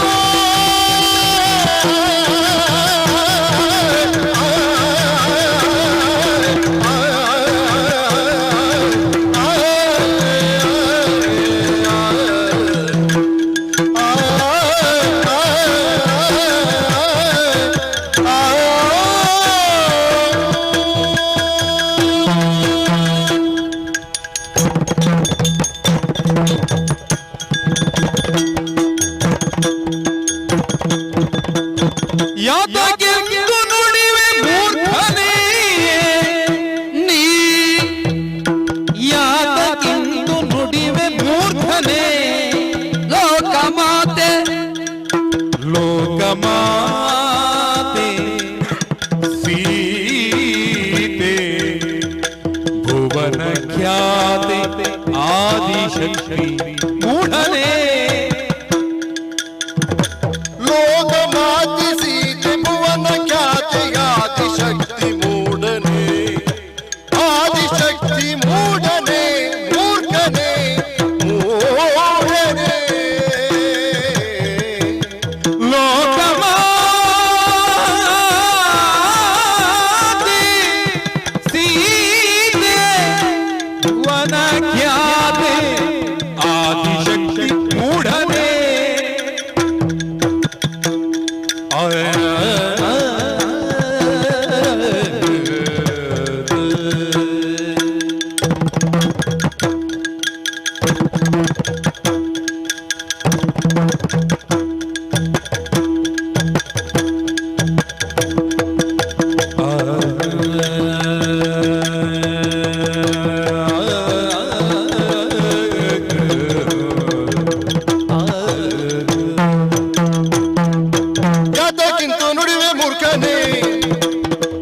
ಲೋಕಮಾತೆ ಸೀತೆ ಭುವನ ಖ್ಯಾತೆ ಆದಿಶಕ್ತಿ ಮೂಢನೆ.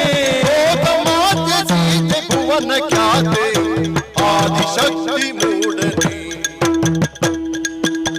ಮೂಲ ಪ್ರಕೃತಿ ಇವಳ ದೆಸೆಯಲಿಯೇ ಮೂಲ ಪ್ರಕೃತಿ ಇವಳ ದೆಸೆಯಲಿ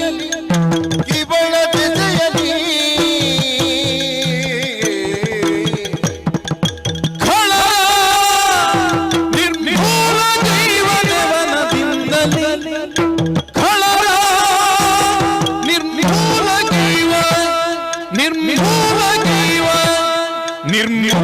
ಗೈವನವನದಿಂದಲೇ ನೆವನದಿಂದಲೇ ಮೂಲ ಪ್ರಕೃತಿಗೆ ಒಳ್ಳ ದೆಸೆಯಲಿ ಖಳ ನಿರ್ಮೂಲ ಜೀವನವನದಿಂದಲೇ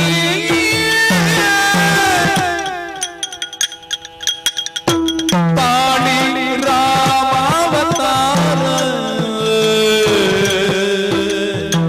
ಮೂಲ ಪುರುಷ ವಿಶ್ವಮೂರ್ತಿ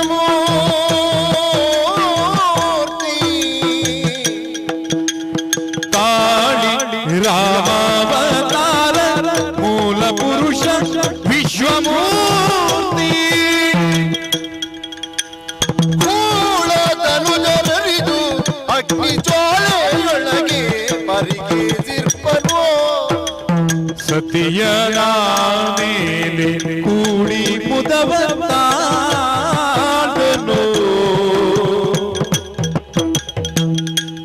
ಸತಿಯ ಮೇಲೆ ಕೂಡಿ ಮುದವ ತಾಳ್ದನು ಮರಿಸಿದನು ಮುದವಂತಾದನು ಮೂಲ ಪುರುಷ ವಿಶ್ವಮೂರ್ತಿ ಖೋಳಾದರು ಜನರಿದು ಅಗ್ನಿ ಜ್ವಾಲೆಯೊಳಗೆ ಪರಿಗೇಸಿರ್ಪನು ಸತಿಯ ನಾಮ ಮೇಲೆ ಕೂಡಿ ಮುದವ ತಾಳ್ದನು ಯಾತಕ್ಕಿಂತು ನುಡಿವೆ ಮೂರ್ಧನೆ ಲೋಕಮಾತೆ ಸೀತೆ ಭುವನ ಖ್ಯಾತಿಯಾದಿ ಶಕ್ತಿ ಮೂಢನೆ ಮೂರ್ಖನೆ ಮೂಢನೆ ಯಾತಕ್ಕಿಂತು ನುಡಿವೆ ಮೂರ್ಖನೆ ಲೋಕ ಮಾತೆ ಸೀತೆ ಭುವನ ಖ್ಯಾತಿಯಾದಿ ಶಕ್ತಿ ಮೂಢನೆ ಮೂರ್ಖನೆ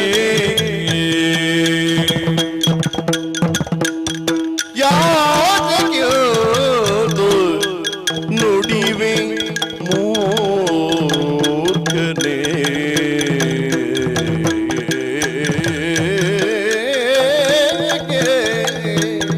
ಆಯ್ ಆಯ್ ಆಯ್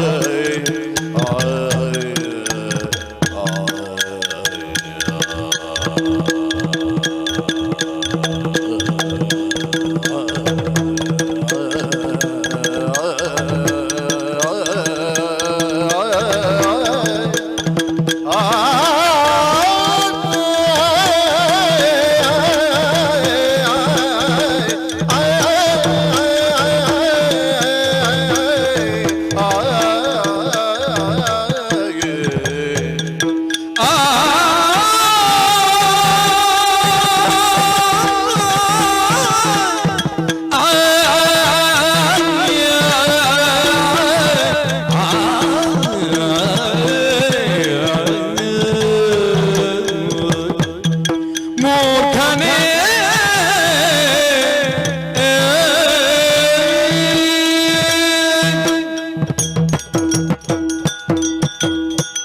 ವೀರಮಣಿ ಆಂಜನೇಯ.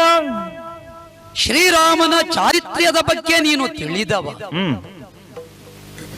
ಕೆಲವು ಸಲ ನಾವು ಓದುವುದು ಒಂದು, ಅದರ ಬಗ್ಗೆ ಚಿಂತನ ಮಂಥನ ನಡೆಸುವುದು ಇನ್ನೊಂದು ಅಂತ ಆಗುತ್ತದೆ. ಹೌದು, ಶ್ಲೇಷ ತಿಳಿದವರಿಗೆ ಒಂದೇ ಅರ್ಥ ಅಲ್ಲ, ಬಗೆ ಬಗೆಯಿಂದ ಅರ್ಥವಿಸುವುದಕ್ಕೆ ಸಾಧ್ಯವಾಗ್ತದೆ. ವಿಶೇಷಾರ್ಥವಿದ್ದರೂ ಕೂಡ ಗೂಢಾರ್ಥವನ್ನು ಮರೆಯುವುದಕ್ಕೆ ಸಾಧ್ಯ ಇಲ್ಲ ತಾನೆ. ಅದಿಲ್ಲ. ಗಾಢ ಚಿಂತಕನಾಗಿ ನೀನು ಯೋಚನೆ ಮಾಡಬೇಕಾಗಿತ್ತು. ರಾಮ ಎನ್ನುವ ಮಾನವನಲ್ಲಿರುವಂತಹ ನಿಗೂಢತ್ವಾದ ಸತ್ಯ ಯಾವುದು ಎನ್ನುವುದನ್ನು ನೀನೇ ಯೋಚಿಸು. ಹಲವು ಸಾವಿರ ವರ್ಷಗಳವರೆಗೆ ಮಕ್ಕಳಿಲ್ಲದೆ ಪರಿತಪಿಸುತ್ತಾ ಇದ್ದ ಶ್ರೀರಾಮ, ಭರತ ಲಕ್ಷ್ಮಣ ಶತ್ರುಘ್ನರು ಹುಟ್ಟಿದ್ದಾದರೂ ದೈವಾನುಗ್ರಹದ ಫಲರೂಪವಾಗಿ ಅಶ್ವಮೇಧದೊಳಗನ ಪುತ್ರಕಾಮ್ಯಾಯುಷ್ಟಿಯ ಫಲರೂಪವಾಗಿ ಯಜ್ಞನಾರಾಯಣನೇ ತಂದು ಕೊಡುವಾಗ ಹೇಳಿದನಂತೆ ಯಜ್ಞ ಪಾಯಸವನ್ನು. ಕೊಳ್ಳಿದಂ ಕಾಮಧೇನುವಿನ ತೊಡೆಗೆಚ್ಚಲ ಕರೆದುಗೆಯ್ದ ಪಾಯಸಮಿದಂ ಮರುಗುವ ಮರುಭೂಮಿ ನಗುವ ನಂದನ ವನಮಪ್ಪುದಿದನಿಯುಂಟೆ. ಏನು ಭೂಮಿಪಾಲರಿರ್ಲಿಲ್ವೇ ಆರ್ಯಾವರ್ತದಲ್ಲಿ? ಹಾಗಿದ್ರೆ ಯಾಕೆ ಬರಡು ಭೂಮಿ ಆಯಿತು? ಅಖಂಡವಾದಂತಹ ಈ ಭೂಮಿ ಬರಡಾಗಿಸಿದವ ಒಬ್ಬ ಇದ್ದಾನೆ. ಕೆಲವು ಸಲ ಹಾಗೆ ಲೋಕಮಾರಕವಾದದ್ದೊಂದು ಹುಟ್ಟಾಗುತ್ತದೆ ಅಂತ ಆದ್ರೆ ಅದನ್ನು ಸುಲಭದಲ್ಲಿ ನಿವಾರಿಸುವುದಕ್ಕೆ ಸಾಧ್ಯ ಆಗುವುದಿಲ್ಲ. ಇಲ್ಲಪ್ಪ, ಬಹು ಕಾಲ ಬೇಕಾಗುತ್ತದೆ. ಹಲವು ರೀತಿಯ ಚಿಂತಕರು ಒಟ್ಟುಗೂಡಿ ಕೊನೆಗೆ ಯಾವನೋ ಒಬ್ಬ ಪುಣ್ಯಾತ್ಮನ ಕೈಯಿಂದ ಅದು ಸಾಧ್ಯವಾಗುತ್ತದೆ. ಆವಾಗ ನೀನು ಹೇಳಿದ ಹಾಗೆ ಹೇಳಲಿಕ್ಕಿಲ್ಲ, ಎಲ್ಲರೂ ಕಡಿದು ಕೊನೆಗೆ ಪೆಟ್ಟುಕೊಟ್ಟ ಅಂತ. ಕೊನೆಯದಾಗಿ ಸತತ ಯತ್ನದ ಫಲದಿಂದ ಯಾವಾತನು ನಿವಾರಿಸಿದ್ದನ್ನು ಹುಡುಕಿದನೋ ಅವನನ್ನೇ ನಾಳೆ ಹೇಳುವುದು. ಮೊದಲು ಪ್ರಯತ್ನ ಮಾಡಿದ್ದವರ ಉಲ್ಲೇಖ ಬರುವುದಿಲ್ಲ, ಕೊನೆಗೆ ಕಂಡು ಹಿಡಿದ ಅಂತ. ಹಾಗೆಂದು ಸಮಷ್ಟಿಯಲ್ಲಿ ಉಳಿದವರ ಪ್ರಯತ್ನವನ್ನು ನಿರ್ಲಕ್ಷಿಸಲಿಕ್ಕಿಲ್ಲ. ಖಂಡಿತ ಇಲ್ಲ. ಸಾಕೇತದ ಸಕಲರ ಪುಣ್ಯ ಫಲದ ಅರ್ಚನೆಯ ಸತ್ವದ ಫಲ ಅಲ್ಲಿ ಪ್ರಾಪ್ತಿಸಲ್ಪಟ್ಟದ್ದು. ಗಂಗೆಯನ್ನು ಭಗೀರಥ ದರೆಗಿಳಿಸಿದ. ಮೊದಲಿನವರು ಪ್ರಯತ್ನ ಮಾಡಲಿಲ್ಲ ಅಂತ ಉಲ್ಲೇಖಿಸುವುದಕ್ಕೆ ಇಲ್ಲ. ಮೊದಲಿನವರ ಸತತ ಯತ್ನದ ಫಲ ಮತ್ತೆ ಕೈಗೂಡಿತು ಅಂತ ಅರ್ಥ. ಅಶ್ವಮಂತನೋ ದಿಲೀಪನೋ ಮುಖ್ಯರದ್ದು. ಆದ್ದರಿಂದ ಇಲ್ಲಿ ಭಗೀರಥ ಯತ್ನ ಎನ್ನುವುದು ಕೊನೆಗೆ ಫಲ ಕೊಟ್ಟದ್ದು ಯಾರದ್ದು? ಶ್ರೀರಾಮನ ಕೆಲಸದಿಂದ ಎನ್ನುವುದು ಮರೆಯುವುದಕ್ಕಾಗುವುದಿಲ್ಲ. ರಾಮ ಒಂದು ಒಳ್ಳೆಯ ಕೆಲಸವೇ ಮಾಡಿದ್ದಾನೆ, ಅದರ ಬಗ್ಗೆ ನಮ್ಮ ಆಕ್ಷೇಪ ಇಲ್ಲ. ಹಾಗಂತ ಅವ ಒಬ್ಬ ಅಂತ ಅಲ್ಲ, ಒಬ್ಬ ಅಲ್ಲ, ಅವನ ಒಳಗೆ ತುಂಬಾ ಉಂಟು ಅಂತ. ಕೆಲವು ಸಲ ಕಾಣುವುದು ಮೇಲೆ ಒಬ್ಬ, ಒಳಗೆ ತುಂಬಾ ಇರ್ತದೆ. ಏನುಂಟು ಹೋಗುವಾಗ ಕೆಲವು ಸಣ್ಣ ಕಾಣ. ಈಗ ಇಷ್ಟು ನಾನು ಕಂಡಿದ್ದೇನೆ, ನನಗೆ ಕಂಡಂತಹ ಕೊಳೆ ಏನುಂಟು. ಇಲ್ಲಿ ಸತ್ವದ ಬಗ್ಗೆ ನಾನು ಹೆಚ್ಚು ಒತ್ತು ಕೊಡ್ಲಿಲ್ಲ. ಈಗ ರಾವಣನನ್ನು ಕೊಂದ ಬಗ್ಗೆ, ರಾವಣನ ದೂರ್ತ ಅಂತ ನಾ ಹೇಳುವವಲ್ಲ. ಆ ವಿಚಾರದಲ್ಲಿ ಲೋಕಕ್ಕೆ ಉಪಕಾರ ಮಾಡಿದ್ದಾನೆ. ಹಾಗಂತ ನೀವು ಎತ್ತರಿಸಿದ ಬಗೆ ಉಂಟು ನೋಡು, ಇದನ್ನ ಆಕ್ಷೇಪಿಸಿದ್ದು ನಾನು. ಏನು ಯೋಚಿಸು. ಕೆಲವು ಸಲ ನಾವು ಹೋಗುವಲ್ಲಿ ಸಣ್ಣದು ಕಾಣ್ತದೆ, ಒಳಗೆ ಹೋದಾಗ ತುಂಬಾ ಜಾಗ ಇರ್ತದೆ. ಹೌದೌದು. ಹಾಗೆ ರಾಮ ಎನ್ನುವುದು ಕಾಣುವುದಕ್ಕೆ ಮನುಷ್ಯ, ಅವನ ಒಳಗಿರುವಂತಹ ದೈವಿಕವಾದ ಸಂದೇಶ ಏನು, ಸಾಮರ್ಥ್ಯ ಏನು, ಇದನ್ನು ನಾವು ಯೋಚನೆ ಮಾಡಬೇಕು. ಅದೇನು ಬಾಹ್ಯವಾಗಿಯೇ ಯೋಚಿಸು. ಸಾಕೇತದಲ್ಲಿ ಶ್ರೀರಾಮ ಪಟ್ಟಾಭಿಷೇಕವಾಯಿತು ಅಂತ ನಿರ್ಣಯವಾಯಿತು. ಶ್ರೀರಾಮ ಭರತ ಶತ್ರುಘ್ನನಿಲ್ಲದೆ ನಡೆಯಬೇಕಾದ ಪಟ್ಟಾಭಿಷೇಕ ಕೈಗೂಡ್ಲಿಲ್ಲ. ಕಾರಣ ಏನು? ರಾಮ ಪಟ್ಟಾಭಿಷೇಕ ಸಾರ್ವತ್ರಿಕವಾಗಿ ಸಮಕ್ಷದಲ್ಲಿ ಆಗಬೇಕು ಎನ್ನುವುದು ದೈವ ಸಂಕಲ್ಪವೇ ಇರಬೇಕು. ಕೆಲವು ಸಲ ದೈವ ಲೀಲೆಯನ್ನು ನಾವು ಮರೆಯುವುದಕ್ಕಾಗುವುದಿಲ್ಲ. ಜೀವರು ಆಡಿದ್ರೆ ಆಟ, ದೇವರು ಆಡಿದ್ರೆ ಆಟವೇ ಲೀಲೆ ಅನ್ನಿಸಲ್ಪಡ್ತದೆ. ಇಲ್ಲಿ ದೇವಲೀಲೆ ಉಂಟು, ಕೇವಲ ಜೀವಲೀಲೆ ಅಲ್ಲ. ಯಾಕೆ ರಾಮನ ಚಾರಿತ್ರ್ಯದಲ್ಲಿ ನಾವು ಕಾಣುವುದಕ್ಕಾಗುತ್ತದೆ. ಮನುಷ್ಯರ ಬಯಲಾಟ ನಿಂತೀತು, ದೇವರ ಬಯಲಾಟ ನಿಲ್ಲಿಕ್ಕಿಲ್ಲ. ಮನುಷ್ಯರದ್ದೇ ನಿಂತದ್ದು, ದೇವರಿಗೆ ಸಿಗುವುದು ಯಾವುದೂ ನಿಲ್ಲಿಲ್ಲ. ಸ್ವಲ್ಪ ಹೆಚ್ಚು ಸಿಗುವುದು ಕಡಿಮೆ ಅಲ್ಲಿ ಸಿಕ್ಕಿದೆ ಅಷ್ಟೇ. ಈ ದೇವರಿಗೆ ಹೆಚ್ಚು ಮಾಡಿ ಲಾಭ ಮಾಡುವುದು ಯಾರು ಅಂತ ಕೇಳಿದ್ರೆ ಮನುಷ್ಯರೇ. ದೇವರ ಹೆಸರು ಹೇಳಿ ವ್ಯಾಪಾರ ಮಾಡುವಲ್ಲಿ ಹೌದು, ಎಲ್ಲವೂ ಒಂದು ಬಗೆಯಿಂದ ದುಃಖಾಂತ್ಯವಾಗ್ತದೆ. ಖಂಡಿತ. ರಾಮನನ್ನು ಒಬ್ಬ ಕೇವಲ ಮನುಷ್ಯ ಅಂತ ಒಪ್ಪು, ಆಕ್ಷೇಪ ಇಲ್ಲ. ಈಗ ದೇವರು ಯಾವತ್ತೂ ದೇವತನ ಬಿಡ್ಲಿಲ್ಲ ಜೀವನಾಗಿಯೂ. ಆದ್ರೆ ಮಾನುಷೀಯ ವ್ಯವಸ್ಥೆಯ ಅಡಿಯಲ್ಲಿ ತಾನು ಹೇಗೆ ಸಾಗಬೇಕು ಅದನ್ನು ಜೀವನದಲ್ಲಿ ಅನುಷ್ಠಾನಗೊಳಿಸಿದ್ದಾನೆ. ಅವನ ಬದುಕೆ ಒಂದು ಜೀವನ ದರ್ಶನ ವೀರಮಣಿ. ಅಯೋಧ್ಯೆಯಲ್ಲಿ ಪಿತೃವಾಕ್ಯ ಪರಿಪಾಲನೆಗಾಗಿ ಅವ ಕೊಟ್ಟ ಮಾತಿಗನುಗುಣವಾಗಿ ಹೊರಟ. ನೀನು ಹೇಳಿದ ಹಾಗೆ 1 ತಿಂಗಳು ಅಲ್ಲ, 12 ತಿಂಗಳು ಮುಗಿಸಬಹುದಿತ್ತು, ಪರ್ಯಾಯ ವ್ಯವಸ್ಥೆ ಮಾಡಬಹುದಿತ್ತು.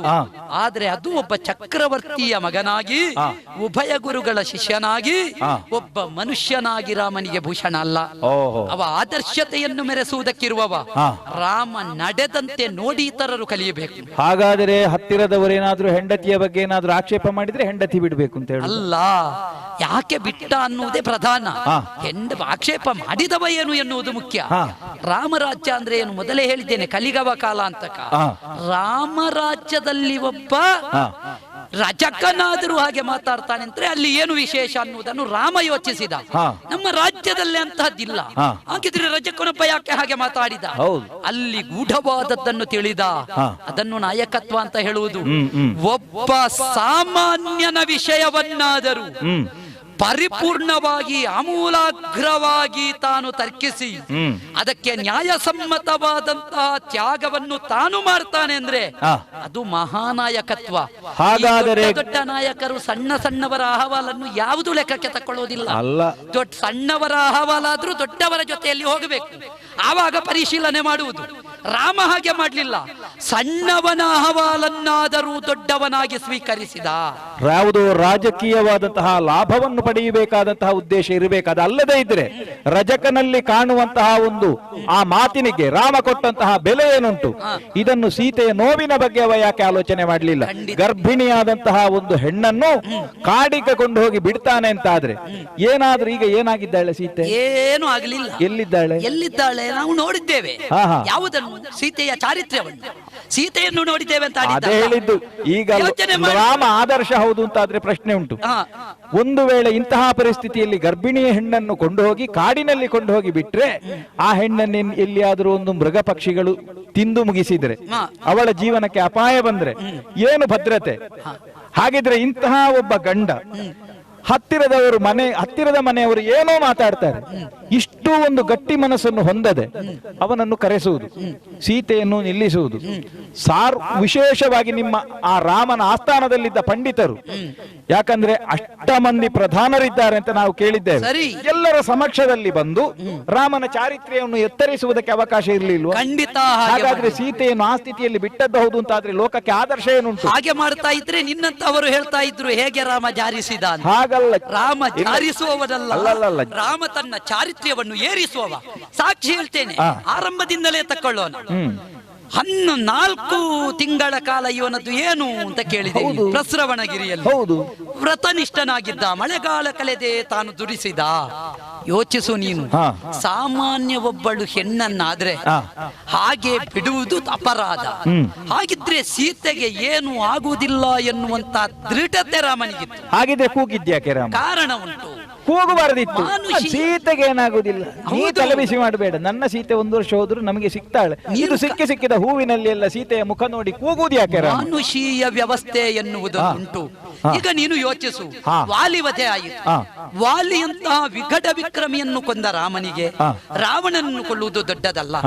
ಮಾತ್ರವಲ್ಲ, ಸಿದ್ಧಾಶ್ರಮದಲ್ಲಿದ್ದ ಮಾರೀಚನನ್ನು ತನ್ನ ಬಾಣದಿಂದಲೇ ಲಂಕೆಯ ಅಬ್ದಿಯ ತಟಕ್ಕೆ ಹಾರಿಸಿದ ರಾಮನಿಗೆ ರಾವಣಾದಿಗಳನ್ನು ನಿಗ್ರಹಿಸುವುದು ಇಲ್ಲಿಂದಲೇ ಸಾಧ್ಯ ಇತ್ತು.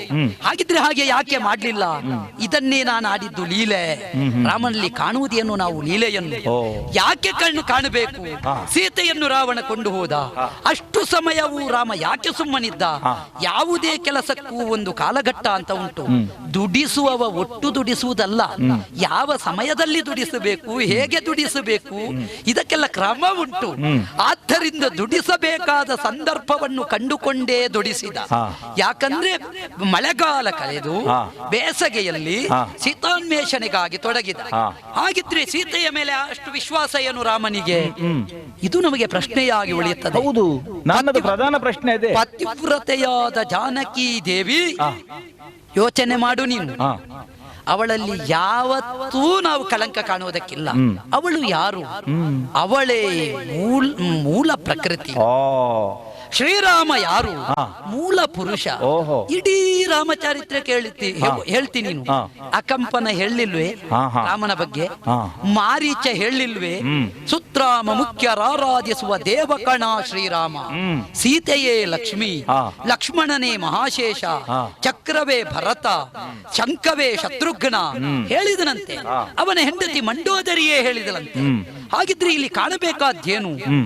ತನ್ನ ಸಹೋದರನ ಜೊತೆಯಲ್ಲಿದ್ದ ವಿಭೀಷಣನಾದರೂ ತಾನು ಶ್ರೀರಾಮನ ಬಳಿಗೆ ಬಂದು ಶರಣಂ ಗಚ್ಚಾಮಿ ಅಂತ ತಾನು ಪ್ರಾರ್ಥಿಸ್ತಾನೆ. ಶ್ರೀರಾಮನ ಮೊರೆ ಹೋಗ್ತಾನೆ. ಎಲ್ಲಿ? ರಾಮನಲ್ಲಿ ಧರ್ಮವನ್ನು ಕಾಣ್ತಾನೆ, ಪ್ರಭುಶಕ್ತಿಯನ್ನು ಕಾಣ್ತಾನೆ. ಇಲ್ಲಿ ನಾವು ಗ್ರಹಿಸಬೇಕಾದದ್ದು ರಾಮನಲ್ಲಿ ಇರಬೇಕಾದ ಹೊರಮುಖದ ಚಿತ್ರಣವನ್ನಲ್ಲ, ಒಳಭಾವವನ್ನು. ಹಾಗಿದ್ರೆ ರಾಮ ಯಾಕೆ ಹೀಗೆ ಮಾಡಿದ? ಯಾವನ ಅಂತ್ಯಕ್ಕೂ ಒಂದು ಕಾಲಾವಧಿ ಎನ್ನುವುದುಂಟು. ಅದಕ್ಕೆ ಸರಿಯಾದ ಅವಧಿಯನ್ನೇ ಕಂಡುಕೊಂಡಿದ್ದಾನೆ. ಅನರಣ್ಯಕನೆಂಬವ 21 ತಲೆಮಾರಿನ ಮುಂಚಿನವ ಹೇಳಿದನಂತೆ, ಮುಂದೆ ನಮ್ಮ ವಂಶದಲ್ಲಿ ಹುಟ್ಟುವ ರಾಮನೆಂಬಾತನಿಂದಲೇ ನಿನ್ನ ವಧೆ. ಹಾಗಿದ್ರೆ ಯಾವತ್ತೋ ಕಲ್ಪಿತವಾದಂತಹ ಚಿಂತನೆ. ವಿಶ್ವಾಮಿತ್ರರು ಸಿದ್ಧಾಶ್ರಮದಲ್ಲಿ ಯಜ್ಞ ಮಾಡುವ ಕಾಲದಲ್ಲಿ ಗಗನ ಮಾರ್ಗದಿಂದ ಜ್ಯೋತಿಯೊಂದು ಇಳಿದು ಬರುವುದನ್ನು, ಸಾಕೇತದ ನೆಲಕ್ಕೆ ಎಳೆಯುವುದನ್ನು ಕಂಡರಂತೆ. ವಿಶ್ವಜ್ಯೋತಿಯ ಸಂಕಲ್ಪ, ವಿಶ್ವಋತ್ಯದ ಸಂಕಲ್ಪ ಅಂತ ಹೇಳಿದರಂತೆ. ಹಾಗಿದ್ರೆ ಇಲ್ಲಿ ಏನು ಪಾರಮ್ಯ ಕಾಣಬೇಕು? ಅಂತಹ ರಾಮ ರಾವಣಾದಿಗಳನ್ನು ಕೊಂದು ಸೀತೆಯನ್ನು ಪರಿಗ್ರಹಿಸುವ ಕಾಲದಲ್ಲಿ ಇವಳು ನನ್ನ ಹೆಂಡತಿಯೋ, ಅವಳು ಪರೀಕ್ಷಿಸಿ ಪಡಿಬೇಕು ಅಂತ ಹೇಳಿದನಂತೆ. ಅಲ್ಲಿ ಪತಿವ್ರತೆಯೊಬ್ಬಳ ಪ್ರಾಬಲ್ಯವನ್ನು ಪ್ರಪಂಚಕ್ಕೆ ಕಾಣಿಸಿದ. ಅವಳ ಅಗ್ನಿಯಿಂದ ಮೇಲೆದ್ದು ಬಂದಳು. ಇಲ್ಲಿ ಕಾಣಬೇಕಾದದ್ದು ಗೂಢಾರ್ಥ. ಅಗ್ನಿದೇವನಿಂದ ಸಂರಕ್ಷಿಸಲ್ಪಟ್ಟಂತಹ ಆಕೆ ತಾನೇನು ಎನ್ನುವುದನ್ನು ಕಾಣಿಸಿಕೊಟ್ಟಳು. ಈ ನಿಟ್ಟಿನಿಂದ ನಾವು ನೋಡಿಕೊಳ್ಳಬೇಕು ವೀರಮಣಿ. ಸೀತೆಯಲ್ಲಿ ಕಾಣಬೇಕಾದದ್ದು ನಾವು ಪಾರಮ್ಯವನ್ನು. ಬ್ರಹ್ಮದೇವ ಹೇಳಿಲ್ವೇ ಸೀತೆಯಲ್ಲಿ ತಪ್ಪಿಲ್ಲ ಅಂತ? ದಶರಥ ಇಳಿದು ಬಂದು ಹೇಳಿಲ್ವೇ ಪತಿವ್ರತೆ ಅಂತ? ಪರಮೇಶ್ವರನೇ ಸೂಚಿಸಿದನಂತೆ ಅಶ್ವಮೇಧ ಮಾಡು. ಯೋಚಿಸು ನೀನು, ಅವನಿಂದ ಸೂಚಿಸಲ್ಪಟ್ಟು ಮಾಡಿದಂತ ಅಶ್ವಮೇಧ ಯಜ್ಞ. ದೇವರು ಬಂದು ಯಜ್ಞ ಮಾಡು ಅಂತ ಹೇಳ್ತಾರೆ ಅಂತ ಆದ್ರೆ ಅದರ ಒಳಗಿರುವಂತಹ ಮರ್ಮ ಏನು ನಾವು ತಿಳಿಯಬೇಕು. ಇಷ್ಟೆಲ್ಲವನ್ನು ಅವಲೋಕನ ಮಾಡುವಾಗ ರಾಮನಲ್ಲಿ ಕಾಣಬೇಕಾದದ್ದು ನಾವು ಏನು? ದೈವಿಕ ಶಕ್ತಿಯನ್ನು. ಮೂಲ ಪುರುಷ ಶ್ರೀರಾಮ ಅವ ನಾರಾಯಣ, ಮೂಲ ಪ್ರಕೃತಿ ಸೀತೆ. ಜನತಾ ದರ್ಶನಕ್ಕೆ ಬೇಕಾಗಿ ಬದುಕು ಹೀಗೆ ಸಾಗಬೇಕು ಎನ್ನುವುದಕ್ಕಾಗಿ ಹೀಗೆ ಮಾಡಿದ. ರಜಕನ ಮಾತನ್ನು ಅಂಗೀಕರಿಸಿ ಸೀತೆಯನ್ನು ಬಿಡುವಲ್ಲಿ ಸೀತೆ ಹೇಳಿದಳಂತೆ, ನನ್ನ ರಮಣನ ಮಾತಿನಲ್ಲಿ ಚ್ಯುತಿ ಇಲ್ಲ. ಲಕ್ಷ್ಮಣನಲ್ಲಿ ಹೇಳಿದನಂತೆ, ಲಕ್ಷ್ಮಣ ಜಾನಕಿಯಲ್ಲಿ ಕರಿಕಳೆಗಳಿಲ್ಲ. ಸಗರನ ಸಮಂಜಸನ ತೊರೆದನು, ಇಕ್ಷ್ವಾಕು ದಂಡಕನ ತೊರೆದನು. ರಾಜಾರಾಮತ್ವವೇ ಪ್ರಧಾನ ಅಲ್ಲದೆ ಸೀತಾರಾಮತ್ವ ಪ್ರಧಾನ ಅಲ್ಲ. ಚಕ್ರವರ್ತಿ ಪೀಠವನ್ನು ಏರಿದ ಮಹಾನಾಯಕನೊಬ್ಬ ತನ್ನ ಹೆಂಡತಿ ತನ್ನ ಮಕ್ಕಳು ಅಂತ ಕಾಣುವುದಲ್ಲ, ಸಮಗ್ರ ರಾಷ್ಟ್ರವನ್ನೇ ಸಮಗ್ರ ಪ್ರಜೆಗಳನ್ನೇ ದೊಡ್ಡವ ಸಣ್ಣವ ಎಂಬ ಪರಿಭೇದ ಇಲ್ಲದೆ ಯಾವಾಗ ತನ್ನವರು ಅಂತ ಕಾಣಿಸಿ ನ್ಯಾಯ ಕೊಡ್ತಾನೋ ಅವನೇ ವಿಶ್ವನಾಯಕ ಮಹಾನಾಯಕ. ತನ್ನ ನೆಲವನ್ನು ವಿಶ್ವಗುರುವಾಗಿಸಬಲ್ಲ ಶಕ್ತ ಅಂತ ಆ ನಿಟ್ಟಿನಿಂದಲೇ ನಾಯಕತ್ವವನ್ನು ಬಿಂಬಿಸಿದ ಶ್ರೀರಾಮನಲ್ಲಿ ಕಾಣಬೇಕಾದದ್ದು ವಿಷ್ಣು ತತ್ವವನ್ನು, ವಿಷ್ಣು ಸತ್ವವನ್ನು. ಆದ್ದರಿಂದ ಇಲ್ಲಿ ಚ್ಯುತಿ ಕಾಣಬೇಡ. ಸೀತೆಯನ್ನು ಮುಂದೆಯೂ ಪಡೆದಾನು. ರಾಮನ ವ್ಯಕ್ತಿತ್ವವನ್ನು ಒಪ್ಪು. ಅವನು ದೇವರು ದೇವರು ದೇವರು. ಒಂದು ಬಗೆಯಿಂದ ಅರ್ಧಜರತಿ ನ್ಯಾಯ ಅಂತ ಇದನ್ನು ಒಪ್ಪಿಕೊಳ್ಳಬೇಕಾಗ್ತದೆ. ರಾಮ ಭೂಮಿಯಲ್ಲಿ ಮನುಷ್ಯನಾಗಿ ಹುಟ್ಟಿದವ. ಈ ಕಾಲಕ್ಕೆ ನೀವೆಲ್ಲ ದೇವರು ಅಂತ ಹೇಳಿಕೊಳ್ಳುತ್ತೀರಿ. ಆ ಕಡೆಯಿಂದ ಮಾನುಷೀಯ ವ್ಯವಹಾರ ಅದನ್ನು ಒಪ್ಪಿಕೊಳ್ಳುತ್ತಾ, ಇನ್ನೊಂದು ಕಡೆಯಿಂದ ಅವನನ್ನು ಸಮರ್ಥಿಸುವುದಕ್ಕೆ ಬೇಕಾಗಿ ದೇವರು ಅಂತ ಹೇಳ್ತಾ ಇದ್ದೀರಿ. ಇನ್ನೊಂದು ಕಡೆಯಿಂದ ಅವನನ್ನು ಸಮರ್ಥಿಸುವಲ್ಲಿ ನೀವು ಕಂಡಂತಹ ಬಗೆ ಏನುಂಟು? ಇದರಲ್ಲಿ ಇನ್ನೊಬ್ಬ ಪ್ರಶ್ನೆ ಮಾಡಿದಾಗ ಅದನ್ನು ಮೂರ್ಖತನ ಅಂತ ಹೇಳುವಂತಹ ಒಂದು ಹುಂಬತನವು ನಿಮ್ಮಲ್ಲಿ ಕಾಣುತ್ತದೆ. ನೀರೊಳ್ಳೆಯನ್ನು ತೋರಿಸಿ ನಮಗೆ ಕಾಳಿಂಗ ಸರ್ಪ ಅಂತ ಹೇಳುವುದಕ್ಕೆ ತೊಡಗಿದ್ದೀರಿ. ಏನು ದೇವರ ಬಗ್ಗೆ ನಮಗೆ ಗೊತ್ತಿಲ್ಲ ಅಂತ ವ್ಯಾಖ್ಯಾನ ಮಾಡ್ತೀರಿ. ಹಾಗಾಗುತ್ತದೆ. ಹೇಗೆ? ಕಪ್ಪು ಇದ್ದದ್ದನ್ನು ಕನ್ನಡಿ ಹಾವು ಅಂತ ಹಿಡಿದು ಕಚ್ಚಿದ ನಂತರವೇ ಕಾಳಿಂಗ ಅಂತ ಗೊತ್ತಾಗುವುದು. ಅದೇ ಹೇಳಿದ್ದು. ಈಗ ನೀವಂತೂ ಪ್ರಪಂಚದಲ್ಲಿ ಹಾವೇ ನೋಡದೇ ಇದ್ದವರು ಅಂತ ಸ್ಪಷ್ಟ ಆಗಿದೆ. ನಾವು ನೋಡಿದ್ದೇವೆ ದೇವರನ್ನು, ಕಂಡಿದ್ದೇವೆ. ಬ್ರಹ್ಮಾಂಡ ಕೊಡೆಯನು ಬ್ರಹ್ಮಾಂಡ ಕೊಡೆಯನು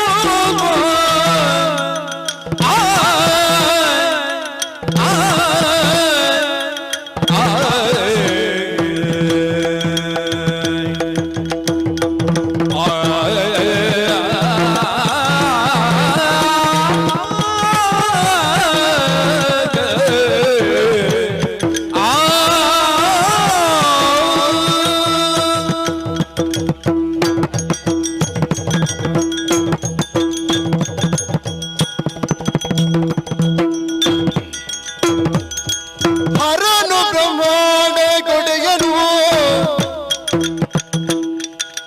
ಇವನ ಬಿಟ್ಟಿರದು ವಿಶ್ವಮೂರ್ತಿ ವರ್ಗನು ವಿಶ್ವಮೂರ್ತಿ ವರ್ಗನು ಇವನ ಬಿಟ್ಟಿರದು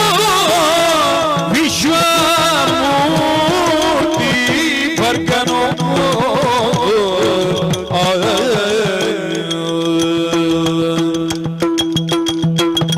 ಹರನು ಬ್ರಹ್ಮಾಂಡ ಕೊಡೆಯನು ಇವನ ಬಿಟ್ಟಿರದು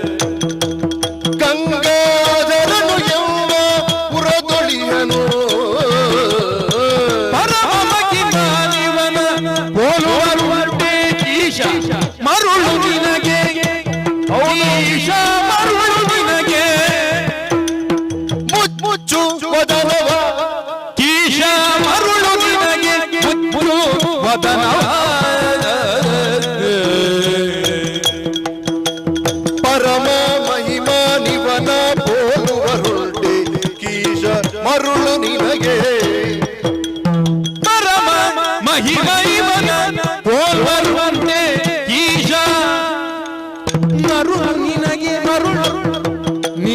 ಮರುಳು ಈಶ ಮುಚ್ಚು ವದನವ ನೀನು ಮುಚ್ಚು ವದನವ ಬರವಮಗೆ ಮರಿವನ ಬೋಳುವಂತೆ ಈಶ ಮರುಳು ನಿನಗೆ ಮುಚ್ಚು ವದನವ ಹರನು ಬ್ರಹ್ಮಕ್ಕೆ ಒಡೆಯನು ಇವನ ಬಿಟ್ಟಿರನು ವಿಶ್ವ ಮೂರ್ತಿ ಭರ್ಗನು ಗಿರಿಜೆ ಮೂಲ ಪ್ರಕೃತಿಯಾದಿ ಪುರುಷ ಚೌದ ಚೂಡಗಂಗಾ ಗಂಗಾಧರನು ಎಂಬ ಪುರದೋಡಿಗನು ಪರಮ ಮಹಿಮಾನಿವನ ಪಾಲುವರುಳ್ತೆ ಗೀಜ ಕರುಳು ನಿನಗೆ ಮುಚ್ಚು ವದನವ ಮುಚ್ಚು ವದನವ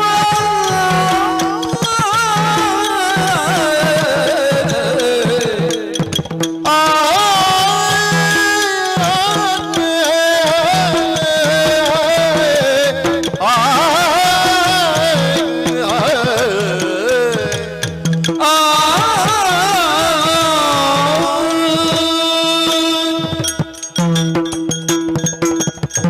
ಹನುಮಾನ್ ವೀರಮಣಿ ಬೆಂಕಿಗಾದರೂ ಸ್ವಂತವಾದಂತಹ ಆಕಾರವೆನ್ನುವುದಿರುವುದಿಲ್ಲ. ಇಲ್ಲ, ಕಟ್ಟಿಗೆ ಉರಿಯುವ ದೆಸೆಯಿಂದ ಬೆಂಕಿಗೆ ಆಕಾರ. ನಿಜ. ಭಗವದ್ಭಕ್ತರ ಭಕ್ತಿಗೆ ಅನುಗುಣವಾಗಿ ದೇವರಿಗೆ ರೂಪ. ಹಾಗಾಗಿ ಇದಮಿತ್ತಂ ಎನ್ನುವ ಹಾಗೆ ದೇವರಿಗೆ ರೂಪಕಲ್ಪನೆಯನ್ನು ಮಾಡುವುದಕ್ಕೆ ಸಾಧ್ಯವಾಗುವುದಿಲ್ಲ. ಹಾಗಿದ್ರೆ ಸಾಕಾರ ಸ್ವರೂಪದಿಂದ ಭಗವಂತನ ಆರಾಧನೆಯನ್ನು ಮಾಡುವಂತಹ ಆಸ್ತಿಕರು ನಾವು ಕೂಡ. ನಿಜ. ಹಾಗಿದ್ರೆ ಇನ್ನೊಬ್ಬರಿಂದ ಉಪದೇಶವನ್ನು ಪಡೆದು ಹೀಗೆಯೇ ಆಚರಿಸಿ ಇದೇ ಸ್ವರೂಪದಿಂದ ಭಗವದ್ ದರ್ಶನ ಆಗ್ತದೆ, ಇದೇ ಸ್ವರೂಪದಿಂದ ಭಗವಂತನ ಅನುಗ್ರಹ ಆಗ್ತದೆ ಎನ್ನುವ ಹಾಗೆ ಇನ್ನೊಬ್ಬರಿಂದ ಹೇಳಿಸಿಕೊಳ್ಳಬೇಕಾದಂತಹ ಒಂದು ಅನಿವಾರ್ಯತೆ ಈ ಕಾಲಕ್ಕೆ ನಮಗಿಲ್ಲ. ಓಹೋ. ಯಾಕೆ? ಯಾಕೆ? ಪರಮೇಶ್ವರ ಅನುಗ್ರಹ ನಮಗೆ ಬಂದಿದೆ. ಆ ಪರಮೇಶ್ವರನ ಅನುಗ್ರಹ ನಮಗೆ ಸಿಕ್ಕಿದೆ. ಇಕ್ಷುಚಾಪನ ದಹನಕ್ಕೆ ಕಾರಣನಾದಂತಹ ಆ ಮಹಾದೇವ ಈ ಕಾಲದಲ್ಲಿ ಒಂದು ಅಂಶದಿಂದ ನಮ್ಮ ಪುರದಲ್ಲಿ ನೆಲೆ ನಿಂತು ಅಭಿಮಾನ ಆಗ್ತದೆ. ದಕ್ಷ ಬ್ರಹ್ಮನಷ್ಟು ದೊಡ್ಡ ಜನ ಅಲ್ಲ ನಾನು. ಆ ಆದರೂ ಆ ಸ್ಥಾನದಲ್ಲಿ ಪರಶಿವನನ್ನು ಅಳಿಯನನ್ನಾಗಿ ಪಡೆದ, ಅಳಿಯ ದೇವರನ್ನಾಗಿ ಪಡೆದ, ಅಳಿಯ ದೇವರು ಅಂತ ಹೇಳುವುದು ಒಂದು ಕ್ರಮ, ಅಳಿಯನೇ ದೇವರಾಗುವುದು ಇನ್ನೊಂದು. ಈ ಕಾಲಕ್ಕೆ ದೇವನು ಅಳಿಯನ ರೂಪದಲ್ಲಿ ನನಗೆ ಅನುಗ್ರಹ ಮಾಡಿ ಈ ಪುರವನ್ನು ರಕ್ಷಣೆ ಮಾಡ್ತಾ ಇದ್ದಾನೆ. ಈ ದೇಹಕ್ಕೂ ಪುರ ಎನ್ನುವಂತಹ ಒಂದು ಹೆಸರುಂಟು ಅಂತಾದ್ರೆ ಪುರಂಜಯ ಎನ್ನುವಂತಹ ಸ್ವರೂಪದಿಂದ ನಾವೆಲ್ಲರೂ ಕೂಡ ಆ ಭಗವಂತನದ್ದಾದಂತಹ ಅನುಗ್ರಹಕ್ಕೆ ಪಾತ್ರರಾಗಬೇಕು ಎನ್ನುವಂತಹ ಯಾವ ತಾತ್ವಿಕವಾದಂತಹ ನಿರ್ದೇಶನ ಎನ್ನುವುದೇನುಂಟು ಇದನ್ನು ಪಾಲಿಸುತ್ತಾ ಈ ಪುರದಲ್ಲಿ ಅವ ಇದ್ದಾನೆ ಅಂತ ಆದ್ರೆ ಅವನಿಗಿಂತ ಮಿಗಿಲಾದಂತಹ ದೇವನನ್ನು ನಾವು ಕಾಣಲಿಲ್ಲ. ಯಾಕಂದ್ರೆ ನಮ್ಮ ಬಗೆಯಲ್ಲಿ ಪರಶಿವನ ಸ್ವರೂಪ ಹಾಗುಂಟು. ಕಾಲದಾದಿಯಲ್ಲಿ ಮೊಲಗಿ ತೊಂದುರವ ತಿಳಿಯಲದುವೆ ನಾದ, ಅದು ಓಂಕಾರ. ಸರಿ. ಆ ಓಂಕಾರ ಎನ್ನುವುದು ಹುಟ್ಟಿದ್ದೆಲ್ಲಿಂದ ಅಂತ ಕೇಳಿದರೆ ಪರಶಿವನದ್ದಾದಂತಹ ಡಿಂಡಿಮದಿಂದ. ಹಾಗಾಗಿ ಅಲ್ಲಿಂದ ಅದು ಪ್ರಪಂಚದಲ್ಲಿ ಟಿಸಿಲೊಡೆದು ಗಾಯತ್ರಿಯಾಗಿ ಆ ಮೂಲಕವಾಗಿ ವಿಸ್ತಾರಗೊಂಡು ಈ ಪ್ರಪಂಚ ಎನ್ನುವುದು ಹುಟ್ಟಿಕೊಂಡದ್ದು. ಹಾಗಾಗಿ ಆದಿ ಪುರುಷ ಅಂತ ಹೇಳಿ ನೀ ಯಾವನನ್ನು ಹೇಳ್ತೀಯೋ ಅದು ಪರಶಿವ. ಶಿವನಿಂದಲೇ ಈ ಜಗತ್ತು.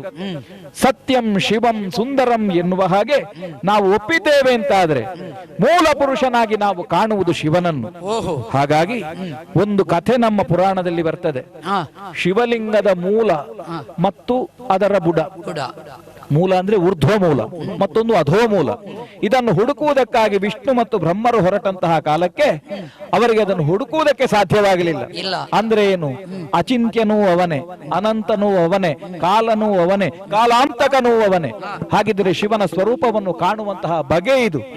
ಆ ಕಾರಣದಿಂದಾಗಿಯೇ ಶಿವನಲ್ಲಿ ನಾವು ಸರ್ವಸ್ವವನ್ನು ಕಾಣುತ್ತೇವೆ ಅಂತ ಆದ್ರೆ ಅವನಿಗಿಂತ ಹೊರತಾದಂತಹ ಇನ್ನೊಬ್ಬ ದೈವ ಜಗತ್ತಿನಲ್ಲಿ ಮತ್ತೊಂದಿಲ್ಲ. ಮತ್ತೆ ನಿಜವಾದಂತಹ ಸತಿ ಪಾರ್ವತಿ ಗೌರಿ ಅವಳೇ ಮೂಲ ಪ್ರಕೃತಿ. ಹಾಗಾಗಿ ಶಿವನ ಲಿಂಗದಲ್ಲಿ ನಾವು ಸರ್ವಸ್ವವನ್ನು ಕಾಣುತ್ತೇವೆ. ಪ್ರಪಂಚದಲ್ಲಿ ಲಿಂಗ ಪಾಣಿಪೀಠ ಎನ್ನುವುದು ಪ್ರಕೃತಿಯ ಸಂಕೇತ ಅಂತ ಆದ್ರೆ ಪುರುಷ ತತ್ವ ಎನ್ನುವುದನ್ನು ನಾವು ಶಿವಲಿಂಗದಲ್ಲಿ ಕಾಣುತ್ತೇವೆ. ಹಾಗಾಗಿ ಭಗವಂತ ಸ್ವರೂಪವನ್ನು ಕಾಣುವಾಗ ಶಿವನಲ್ಲಿ ಕಾಣಬೇಕು ಹೊರತು ಇನ್ನೊಂದು ದೈವದಲ್ಲಿ ನಾವು ಕಾಣುವುದಕ್ಕೆ ಸಾಧ್ಯವಾಗುವುದಿಲ್ಲ. ತ್ರಿದಳಂ ತ್ರಿಗುಣಾಕಾರಂ ತ್ರಿನೇತ್ರಂ ತ್ರಿಯಾಯುಧಂ ತ್ರಿಜನ್ಮ ಪಾಪ ಸಂಹಾರಂ ಏಕಬಿಲ್ವಂ ಶಿವಾರ್ಪಣಂ. ಹೀಗೆ ಹೇಳ್ತಾ ಹೇಳ್ತಾ ನಾವು ಬಿಲ್ವಾಷ್ಟಕದಲ್ಲಿ ಹೇಳ್ತೇವೆ, ದಂತ್ಯಶ್ವ ಕೋಟಿ ದಾನಾನಿ ಅಶ್ವಮೇಧ ಶತಾನಿ ಚ ಕೋಟಿ ಕನ್ಯಾ ಮಹಾದಾನಂ ಏಕಬಿಲ್ವಂ ಶಿವಾರ್ಪಣಂ. ನಿಜ. ನೀವು ಒಂದು ಅಶ್ವಮೇಧ ಮಾಡುವುದಲ್ವ? ಈಗ ನಿನಗೆ ಹೇಳ್ತೇನೆ, ರಾಮನದ್ದಾದ ಯೋಗ್ಯತೆ ಅದನ್ನು ಮೀರಿದ ಶಿವನ ಯೋಗ್ಯತೆಯನ್ನು ನಾ ತೋರಿಸ್ತೇನೆ. ಹೇಗೂ ಬಂದಿದ್ದೀಯಲ್ಲ, ನಿನಗೆ ಹಾರ್ಲಿಕ್ಕೆ ಏನು ಕಲಿಸಬೇಕಾದದ್ದಿಲ್ಲ. ಮರ ಹಾರುವವ ಅಲ್ವ? ಓ, ಅಲ್ಲಿ ಬಿಲ್ವ ಪತ್ರೆಯ ಮರ ಉಂಟು, 4 ಬಿಲ್ವ ಪತ್ರೆ ಹಿಡ್ಕೊಂಡು ಬಾ, ನಮ್ಮ ಶಿವಲಿಂಗದ ಮುಂದೆ ನಿಂತು ನಿನ್ನಯವರನ್ನೆಲ್ಲ ಕರ್ಕೊಂಡು ಬಾ, ಆ ಹಣೆಪಟ್ಟಿಯನ್ನು ಕೆಳಗೆ ಇಳಿಸಿ ಆ ಮೂಲಕವಾಗಿ ನಮಸ್ಕಾರ ಮಾಡಿ. ಅಶ್ವಮೇಧ ಇಲ್ಲಿಗೆ ಪರಿಸಮಾಪ್ತಿ ಆಯಿತು ಅಂತ ಇಟ್ಟುಕೊಳ್ಳಿ. ಒಂದು ಬಿಲ್ವಾರ್ಚನೆ ಮಾಡಿದಲ್ಲಿಗೆ ಅಶ್ವಮೇಧ ಶತಾನಿಚ ಆಧಾರ ಕೊಟ್ಟು ಹೇಳುವುದು ನಾನು. ಹೌದು ಹೌದು. 100 ಅಶ್ವಮೇಧ ಮಾಡಿದ ಪುಣ್ಯ ನಿಮಗೆ ಸಿಗ್ತದೆ. ಅದನ್ನು ಕಳಚಿ ಶಿವನಿಗೆ ನಮಸ್ಕಾರ ಮಾಡಿ ಇಲ್ಲಿಂದ ಹೋದಿರಿ ಅಂತಾದ್ರೆ ಮತ್ತೆ ನಿಮಗೆ ಸಮಸ್ಯೆ ಇಲ್ಲ. ವೀರಮಣಿ, ಹಾಗಾಗಿ ಅದನ್ನು ಬಿಡು. ಈಗ ಭಜನೆ ಮಾಡುವಾಗ ರಾಮ ರಾಮ ಅಂತ ಹೇಳುವುದನ್ನು ಬಿಡು, ಶಿವ ಶಿವ ಅಂತ ಹೇಳು. ಶಿವ ಶಿವ ಎನ್ನಲು ಭಯವಿಲ್ಲ, ಶಿವನಾಮಕ್ಕೆ ಸಾಟಿ ಬೇರಿಲ್ಲ. ಏಕಬಿಲ್ವಂ ಶಿವಾರ್ಪಣಂ ತ್ರೈಜನ್ಮ ಪಾಪ ಸಂಹಾರ. ಹೌದು. ಒಂದು ಬಿಲ್ವ ಪತ್ರೆಯಿಂದ 3 ಜನ್ಮದಲ್ಲಿ ಮಾಡಿದಂತಹ ಪಾಪ ನಿವಾರಣೆ ಆಗುತ್ತದೆ. ಹೇಳಲಿಕ್ಕೆ ಸುಲಭ ಉಂಟು, ಹಾಗೆ ಈಚೆಯೂ ಉಂಟು. ಒಂದು ದಳ ಶ್ರೀ ತುಳಸಿ ಬಿಂದು ಗಂಗೋದಕವು ಇಂದಿರಾ ರಮಣ ಗರ್ಪಿಸಲು. ಅದು ಇಂದಿರಾ ರಮಣಗೆ, ಅದೇ ಇಲ್ಲಿ ಇವನಿಗೆಲ್ಲ ದಶರಥನ ಮಗನಿಗೆಲ್ಲ ರಾಮ ಎನ್ನುವುದನ್ನು ನಿನಗೆ ಆಖ್ಯಾನಿಸ್ತೇನೆ. ರಕಾರೋಚ್ಚಾರ ಮಾತ್ರೇಣ ಮುಖ ನಿರ್ಯಾತಿ ಪಾತಕಂ ಪುನಃ ಪ್ರವೇಶಾಭ್ಯತ್ಯಾಚ ಮಕಾರಸ್ತು ಕವಾಟಂ. ರಾಯಂದ ಮಾತ್ರದಲ್ಲಿ ಒಳಗಿದ್ದ ಪಾಪ ಹೊರ ಹೋಗುವುದು, ಮಾಯಂದ ಮಾತ್ರದಲ್ಲಿ ಹೊರಗಿನ ಪಾಪ ಒಳ ಪ್ರವೇಶವಾಗದಂತೆ ಕವಾಟ ಬಂಧನವಾಗುವುದು. ಮತ್ತೆ ಈ ರಾಮ ಶಬ್ದ ಹುಟ್ಟಿದೆಯಲ್ಲಿ ಗೊತ್ತುಂಟ? ಓಂ ನಮೋ ನಾರಾಯಣಾಯ ಎನ್ನುವಂತಹ ಅಷ್ಟಾಕ್ಷರಿಯಿಂದಲೂ ಓಂ ನಮಃ ಶಿವಾಯ ಎನ್ನುವಂತಹ ಪಂಚಾಕ್ಷರಿಯಿಂದಲೂ ತೆರೆಯಲ್ಪಟ್ಟು ಪ್ರಕಾಶಿತಗೊಂಡಂತಹ ತಾರಕ ಮಂತ್ರ ನಿನ್ನ ಶಿವದೇವರು ಹೇಳಿದ್ದಾರೆ. ಹೇಗೆ? ರಾಮೇತಿ ರಾಮೇತಿ ರಮೇ ರಾಮೇ ಮನೋರಮೆ ಸಹಸ್ರನಾಮ ತತ್ತುಲ್ಯಂ ರಾಮನಾಮವರಾನನೆ. ಅದು ಹೇಳಿದ್ದು ವಿಷ್ಣುವಿಗೆ, ದಶರಥನ ಮಗನಿಗೆ. ನಾನು ಅದನ್ನೇ ಹೇಳುವುದು. ನೀವು ಅದನ್ನು ನನ್ನ ಆಕ್ಷೇಪ ಇರುವುದು. ನಾನು ಹೇಳುವುದು ಆ ಶಿವನನ್ನು. ನಾನೀಗ ಹೇಳ್ಬೇಕು, ಮತ್ತೆ ವೀರಮಣಿ ನೀ ನಿರುಕ್ತ ಶಾಸ್ತ್ರ ನನಗೆ ಕಲಿಸುವುದು ಬೇಡ. ಈಗ ನೀನು ಕೇಶವ ಅಂತ ಒಂದು ಹೆಸರುಂಟು ನಮ್ಮ ದೇವರಿಗೆ. ಹೌದು, ನಾವು ಅವನಿಗೆ ಕೇಶವ ಅಂತ ಕರೆಯುವುದು. ಯಾಕಂದ್ರೆ ಕೇಶವನ್ನು ಹೊಂದಿದವ. ಕಾ ಅಂದ್ರೆ ಬ್ರಹ್ಮ, ಈಶಾ ಅಂತ ಹೇಳುವಲ್ಲಿ ನಾವು ವಿಷ್ಣುವನ್ನು ಗುರುತಿಸ್ತೇವೆ. ವಿಷ್ಣುವಿನಲ್ಲಿಯೂ ಬ್ರಹ್ಮನಲ್ಲಿಯೂ ನಿಜವಾದ ಯೋಗ್ಯತೆಯಿಂದ ಹೊಂದಿರುವವ, ಅವರಲ್ಲಿ ನಿಜವಾದಂತಹ ಒಂದು ಅಂತಸತ್ವವನ್ನು ತಾನು ಕೊಟ್ಟವ ಯಾರು ಅಂತ ಕೇಳಿದ್ರೆ ಅವ ಶಿವ. ಹಾಗೆ ಶರ್ವ ಎನ್ನುವುದು ಈಶ್ವರನಿಗೆ ಪ್ರಚಲಿತ ಇರುವ ಹೆಸರು. ಹೌದು. ಶರ್ವ ಅಂದ್ರೆ ಶೀಘ್ರವಾಗಿ ಕೊಡುವವ ಅಂತ ಒಂದರ್ಥ, ಅದು ವಿಷ್ಣುವಿಗೆ ಬರ್ತದೆ. ಓಹೋ. ತಡವಾಗಿ ಕೊಡುವವ ಎನ್ನುವುದಕ್ಕೂ ಅದೇ ಅರ್ಥ, ಅದು ಈಶ್ವರನಿಗೆ ಬರ್ತದೆ. ಹಾಗಾಗಿ ನೀವೆಲ್ಲ ತಡವಾಗಿ ಕೊಟ್ಟೇ ದೊಡ್ಡವರಾಗುವುದು, ನಾವು ಬೇಗ ಕೊಟ್ಟು ದೊಡ್ಡವರಾಗ. ಯಾರ್ಯಾರು ಮಾಡಿದ್ದನ್ನು ನಮ್ಮದು ಅಂತ ಹೇಳಿ ಪ್ರಚಾರ ಗಿಟ್ಟಿಸುವ ಇಲ್ಲ, ಆ ಧೂರ್ತರು ನಾವು ಖಂಡಿತ ಅಲ್ಲ. ಯಾಕೆ ಹೇಳ್ತೇನೆ ಕೇಳು. ರಾಮನಲ್ಲಿ ಅಂತಹ ದೈವೀ ಪಾಕವನ್ನು ಯಾಕೆ ಹೊಂದಿಸಿದ್ರು? ರಾಮ ಮನುಷ್ಯನೇ, ಆದ್ದರಿಂದ ದೇವತತ್ವವನ್ನು ಆರೋಪಿಸುವಲ್ಲಿ ಅದೆಷ್ಟೋ ಋಷಿ ಮನೀಷಿಗಳು ಕಂಡಿದ್ದಾರೆ. ವಿಶ್ವಾಮಿತ್ರರು ಹೇಳಿಲ್ವೇ ನಾನು ಹೋಗುತ್ತೇನೆ, ವಸಿಷ್ಠರು ಹೇಳಿದ್ರು ಅವ ಮನುಷ್ಯನಲ್ಲ ದೇವರು, ಅವನನ್ನು ನೀನು ಇಟ್ಟುಕೊಳ್ಳಬೇಡ. ಒಂದೇ ವಿಷಯದಲ್ಲಿ ಅದಕ್ಕೆ ಸಮಾಪ್ತಿ ಮಾಡ್ತೇನೆ. ಇನ್ನೊಂದು ಹೇಳ್ತೇನೆ, ಶ್ರೀರಾಮ ಲಕ್ಷ್ಮಣ ದೇವೇ ಶರೀರ ಕೇಳಿ ದೇವ ಶರೀರ ಅಂತ ವಿಶ್ವಾಮಿತ್ರರು ಹೇಳಿದ್ರು. ಎಷ್ಟು ಬೇಕು ನಿನಗೆ ರಾಮ ದೇವರು ಅನ್ನೋದಕ್ಕೆ? ನಮ್ಮಲ್ಲಿ ಒಂದು ಅನುಭವ ಮಂಟಪ ಅಂತ ಉಂಟು. ನಿನಗೆ ಪುರುಸೋತಿದ್ರೆ ಒಂದು ದಿವಸ ಮಾತಾಡುವಷ್ಟು ನಮ್ಮಲ್ಲಿ ಪಂಡಿತರಿದ್ದಾರೆ. ಖಂಡಿತ ಈ ಸಲ ಹೇಳ್ತೇನೆ, ಈ ಸಲ ಆದ್ರೂ ನಿಮ್ಮ ಪಕ್ಷದವರ ಬಾಯಲ್ಲಿ ರಾಮ ರಾಮ ಅಂತ ಹೇಳಿಸಬೇಕು ಅಂತ. ನಾವು ಪಕ್ಷ ಮಾಡುವವರಲ್ಲ, ಪ್ರಪಂಚವೇ ನಮ್ಮ ಪಕ್ಷ ಅಂತ ಮಾಡ್ಲಿಕ್ಕೆ ಹೊರಟುವವರು, ಪಕ್ಷವೇ ಇರಬಾರ್ದು ಅಂತ ಹೇಳಿ ತೊಡಗುವವರು. ಈ ದೇವರಿಗೆ ರೂಪ ಅಂತ ಹೇಳುವುದಿಲ್ಲ ಅಂತ ಮೊದಲೇ ಹೇಳಿದ್ದೇನೆ. ಈಗ ಕೆಲವರ ಕತೆ ಹೇಳ್ತದೆ, ರೂಪ ಇಲ್ಲದ ದೇವರು ನಿನ್ನ ಅಳಿಯಾದ. ಅದೇ ಹೇಳಿದ್ದು. ಈಗ ಒಟ್ಟು ಸಮಾಪ್ತಿ ಹೇಳುವುದು ನಾನು. ಈಗ ನೀನು ರಾಮದೇವರು ಅಂತ ಹೇಳ್ತೀನಿ, ಆಕ್ಷೇಪ ಇಲ್ಲ. ನಾನು ಶಿವ ಅಂತ ಹೇಳ್ತೇನೆ, ಅದಕ್ಕೆ ನೀ ಆಕ್ಷೇಪ ಮಾಡಬಾರ್ದು. ಇನ್ನು ಕೆಲವರು ಹೇಳ್ತಾರೆ ದೇವಿಯೇ ಪ್ರಧಾನ, ಪ್ರಕೃತಿಯೇ ಮೇಲೆ, ಪ್ರಕೃತಿ ಹೀಗೆ ನಿಲ್ಲುವುದು. ಮತ್ತೆ 3 ಮೂರ್ತಿಗಳನ್ನು ನೋಡಿ ಹೇಳುದು, ಮಕ್ಕಳೇ ಮಗನೇ ಬ್ರಹ್ಮ, ಮಗನೇ ವಿಷ್ಣು. ಆವಾಗ ಏನ್ ಹೇಳಿ ಮತ್ತೆ ಈಶ್ವರ ವಿಷ್ಣುವಿನ ಹೊಟ್ಟೆಗೆ ಹೋಗುದು, ಅದಕ್ಕೆ ದಾರಿ ಕಾಣದೆ ವಿಷ್ಣುವಿನ ಹಣೆಯಲ್ಲಿ ಹೊರಗೆ ಬರಲ್ಲ. ಕತೆ, ಪುರಾಣದ ಕತೆ ಓದುವುದಕ್ಕೆ ತೊಡಗಿದ್ರೆ ಎಲ್ಲಿಂದ ಎಲ್ಲಿಗೆ ಹೋಗುತ್ತದೆ. ಒಳಿತು ನಿನಗೆ ದೇವನಾಗಲಿ, ನೀ ಬಂದದ್ಯಾಕೆ ಅಂತ ಹೇಳು. ತರಣಿ ವಂಶ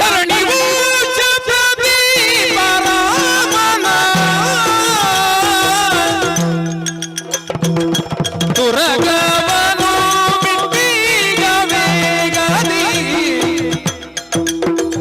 ಕರವನ ಬೀಸೋ ಶತ್ರು ಹಾಕ್ಯನಿಗೆ ದುರುಳತನವನು ಕೈಯ ಶಿರವೋ ಅಂತಕಪುರವ ಭೋಗಿಸುವೆವೀಗ ಸಂಗರದಿ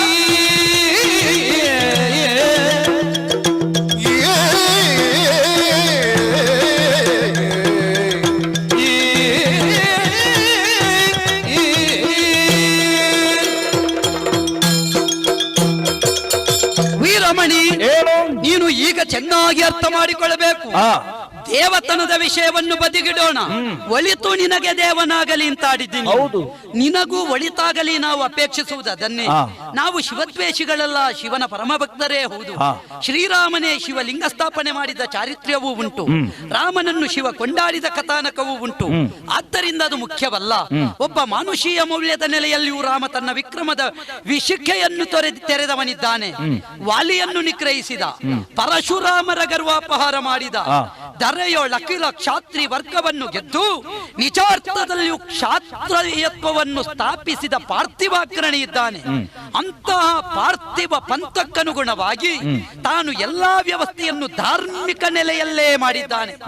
ಅಂತಹ ರಘುವರನು ಇನ್ನೊಬ್ಬನ ರಾಜ್ಯವನ್ನು ಕಬಳಿಸಬೇಕು ಅಂತ ಕೈಕೊಂಡ ಅಶ್ವಮೇಧ ಅಲ್ಲ ಇದು. ಕೇವಲ ಧರ್ಮದ ಕೆಲಸ ಆಗಬೇಕು, ಧಾರ್ಮಿಕತೆ ನೆಲೆಯೂರಬೇಕು, ಲೋಕಹಿತವಾಗಬೇಕು ಎನ್ನುವ ಸಂಕಲ್ಪಬದ್ಧತೆಯಿಂದ ಕೈಕೊಂಡ ಧರ್ಮಯಜ್ಞ. ಸರಿ, ಉಲ್ಲೇಖಿಸಲ್ಪಟ್ಟದ್ದು ಮಾಡುವುದು ಧರ್ಮ ಕಜ್ಜ. ಇದಕ್ಕೆ ನೀವು ಸಹಕರಿಸುವುದು, ಬಲುಹುಳ್ಳ ಭಟರಿದನು ಕಟ್ಟಿಕಾದುವುದು, ಬಲವಿಹೀನರು ಕಪ್ಪ ಕಾಣಿಕೆ ಇತ್ತು ಶರಣಾಗುವುದು ಎನ್ನುವುದು ಉಲ್ಲೇಖ. ಅದು ಒಂದು ಪರಿಕ್ರಮ ಅಂತ ಉಂಟು.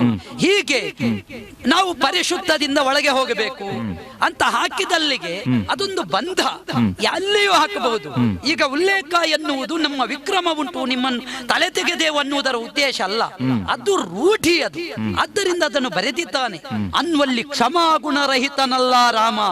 ಒಂದು ವೇಳೆ ಅಂತಹ ರಾಮನ ಸಾಮರ್ಥ್ಯವನ್ನು ನೀವು ದೌರ್ಬಲ್ಯ ಅಂತ ಭಾವಿಸಿದ್ರೆ ಪರಿಣಾಮ ಮಾತ್ರ ನೆಟ್ಟಗಾಗುವುದಕ್ಕಿಲ್ಲ. ತರಣಿ ವಂಶ ಪ್ರದೀಪ ರಾಮನ ತುರಗವನ್ನು ಬಿಟ್ಟು ಕರವನ್ನರ್ಪಿಸು ಶತ್ರು ಹಕ್ಯನಿಗೆ. ಅದಕ್ಕೆ ಗೌರವಯುತವಾದ ಕರವನ್ನರ್ಪಿಸು. ಯಾಕಂದ್ರೆ ಚಕ್ರವರ್ತಿಯಾಗಿದ್ದಾನೆ ರಾಮ. ಮಾತ್ರವಲ್ಲ, ತಾನೇನು ಎನ್ನುವುದನ್ನು ಪ್ರಪಂಚ ಭೂಪಟದಲ್ಲಿ ಕಾಣಿಸಿಕೊಟ್ಟಿದ್ದಾನೆ. ಅಂತಹ ರಘುವರನ ಅಶ್ವದ ಯಜ್ಞಾಶ್ವವನ್ನು ಕೊಡದೆ ಹೋದ್ರೆ ರಾಮ ಬರ್ಬೇಕಾಗಿಲ್ವೋ? ಶ್ರೀರಾಮನ ಅನುಯಾಯಿಗಳಾಗಿ ನಾವಿದ್ದೇವೆ. ನಮ್ಮ ಅಂತರಂಗದಲ್ಲಿ ಅನುರಣಿಸುತ್ತಿರುವ ಸ್ವರದಲ್ಲಿಯೂ ರಾಮನಿದ್ದಾನೆ. ನಮ್ಮ ತನುವಿನ ರಕ್ತದ ಕಣಕಣದಲ್ಲಿಯೂ ರಾಮನಿದ್ದಾನೆ. ಹಾಗಾದ ಕಾರಣ ಎಚ್ಚರಿಸ್ತಾ ಇದ್ದೇನೆ, ಶತ್ರು ಹಕ್ಯನಿಗೆ ಕರವನ್ನು ನೀನು ಒಪ್ಪಿಸದೆ ಹೋದೆ ಅಂತಾದ್ರೆ ಪರಿಣಾಮದಲ್ಲಿ ಲಯಕರ್ತ ಶಿವ ನಿಮ್ಮ ಪಾಲಿಗೆ ನಾವಾಗಬೇಕಾಗುತ್ತದೆ. ಸಾಯ್ತೀರಿ. ಜವನಪುರ ಸೇರುವ ವಾಂಛೆ ಮಾಡಬೇಡ. ಅಶ್ವವನ್ನು ಬಿಟ್ಟುಕೊಡು. ಹೊಂದಿಸಿದ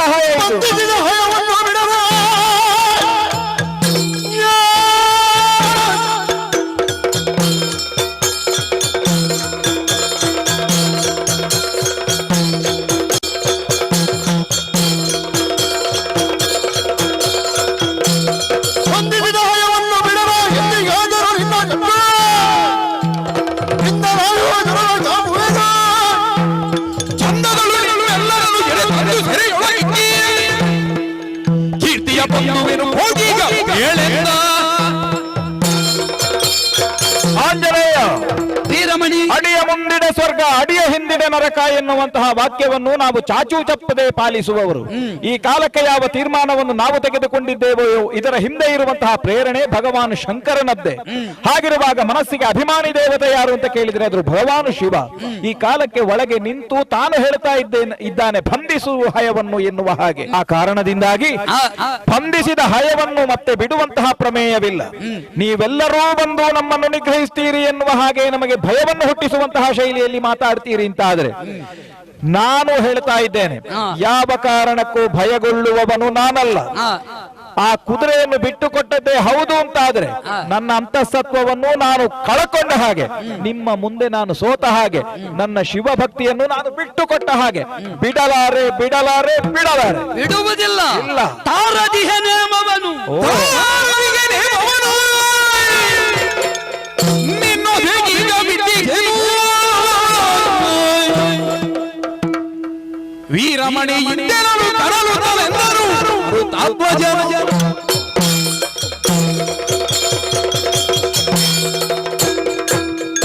ವೀರಮಣಿ ದೃಢವ್ರತನಾಗಿ ಸತ್ಯಸಂಧನಾಗಿ ನಿಜಾರ್ಥದ ಪ್ರಭುವಾಗಿ ಪ್ರಪಂಚ ಮುಖದಲ್ಲಿ ಗುರುತಿಸಿಕೊಂಡ ರಘುವರನ ಅನುಚರರಾಗಿ ಅನುವರ್ತಿಗಳಾಗಿ ಇಷ್ಟರವರೆಗೂ ಅವನು ಮೆಚ್ಚುವ ಕೆಲಸವನ್ನೇ ನಾವು ಈ ಕುಂಬಿನಿಯಲ್ಲಿ ಮಾಡಿದ್ದೇವೆ. ರಾವಣಾದಿ ಕಳವಾರದ ವಧ ಸಂದರ್ಭದಲ್ಲಿ ಲೋಕ ಮೂರು ಮೆಚ್ಚುವ ಸ್ಥಿತಿಯಲ್ಲಿ ದುಡಿದಿದ್ದೇವೆ. ಇವತ್ತು ಯಾಕೋ ಏನೋ ನಾನು ಬರುವಾಗಲೇ ನಾನು ಒಬ್ಬನೇ ಮುಗಿಸಿ ಬರ್ತೇನೆ ಅಂತ ಹೇಳಿಲ್ಲ. ಯಾಕೆ ತಾರದಿಯೇ ನೇಮವನು. ಒಂದು ನೇಮ ನನಗೆ ಸಿಗಬೇಕಿತ್ತು, ಆ ವ್ಯವಸ್ಥೆ ಬೇರೆ ಆಗುತ್ತಾ ಇತ್ತು. ನಮ್ಮಲ್ಲಿ ಜನ ಇಲ್ಲ ಅಂತ ಭಾವಿಸಿದ್ಯೋ? ನೇಮ ತಕೊಳ್ಳುವ ಭೂತ್ ನಮ್ಮ ಗಂಡಗಣಗಳು ಶಿವನ ವಶವರ್ತಿಯಾಗಿ ಬೇಕಾದಷ್ಟುಂಟು. ಹಾಗಾಗಿ ನೀವು ಒಬ್ಬ ನೇಮ ತಕೊಂಡ್ರೆ ಇಲ್ಲಿ ನಾಲ್ಕುಂಟು ಗೊತ್ತುಂಟು. ಇನ್ನು ಅದಕ್ಕೂ ಗತಿ ಇಲ್ಲ ಅಂತ ಆಗುತ್ತದೆ. ಅಷ್ಟು ಮಾಡ್ಲಿಕ್ಕೆ ಬಂದವರು ನೀವು ಬಂದದ್ದೇ ಅದಕ್ಕೆ ಅಂತ ಕಾಣ್ತದೆ. ಈಗ ಯೋಚಿಸು, ರೋಗವಾಗಿ ಬಂದಿರಿ ಅಂತ ಆದ್ರೆ ನಿಮ್ಮನ್ನು ನಿವಾರಿಸಿ. ರೋಗವಾಗಿ ಬಂದಿಲ್ಲ, ರೋಗ ನಿವಾರಕನಾದ ವೈದ್ಯೋ ನಾರಾಯಣೋ ಹರಿಯ ನಿಚರರಾಗಿ ಬಂದಿದ್ದೇವೆ. ಹಾಗಾದ ಕಾರಣ ಎಚ್ಚರಿಸ್ತಾ ಇದ್ದೇನೆ, ಶಿವ ತತ್ವವನ್ನು ನಾವು ದೂಷಿಸುವವರಲ್ಲ.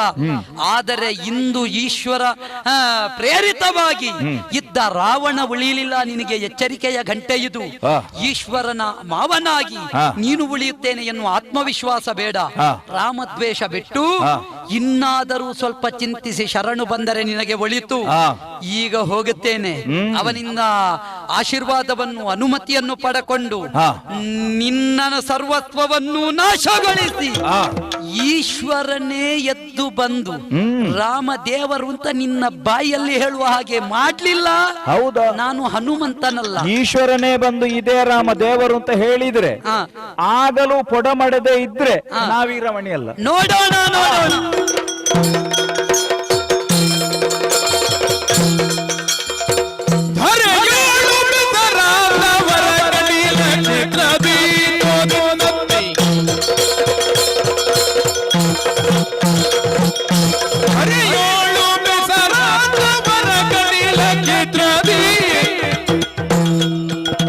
ಚಿರವಾಗಿ ನೆಲೆಯಾದ ಭ್ರಮರಾಂಬಿಗೆ ಐಗಿರಿನ ವಿಧಿನಿನ ಮೇಲೆ ವಿನೋದಿನಿ ನುಡಿನುಡಿ ಗಿರಿವರ ಗಿರಿರೋದಿ ಮಾದಿನಿ ನುಡಿನುಡಿ ಮಂಗಳಂ ಜಯ ಮಂಗಳಂ ಶುಭ ಮಂಗಳಂ ನಿತ್ಯ ಮಂಗಳೋ ಮಹಾಗಣಪಗೆ ಭ್ರಮರಾಂಬಿಗೆ ಜಯ ಮಂಗಳೋ ನಿತ್ಯ ಮಂಗಳೋ ಶುಭ ಮಂಗಳೋ ಭದ್ರಂ ಶುಭ ಮಂಗಳೋ.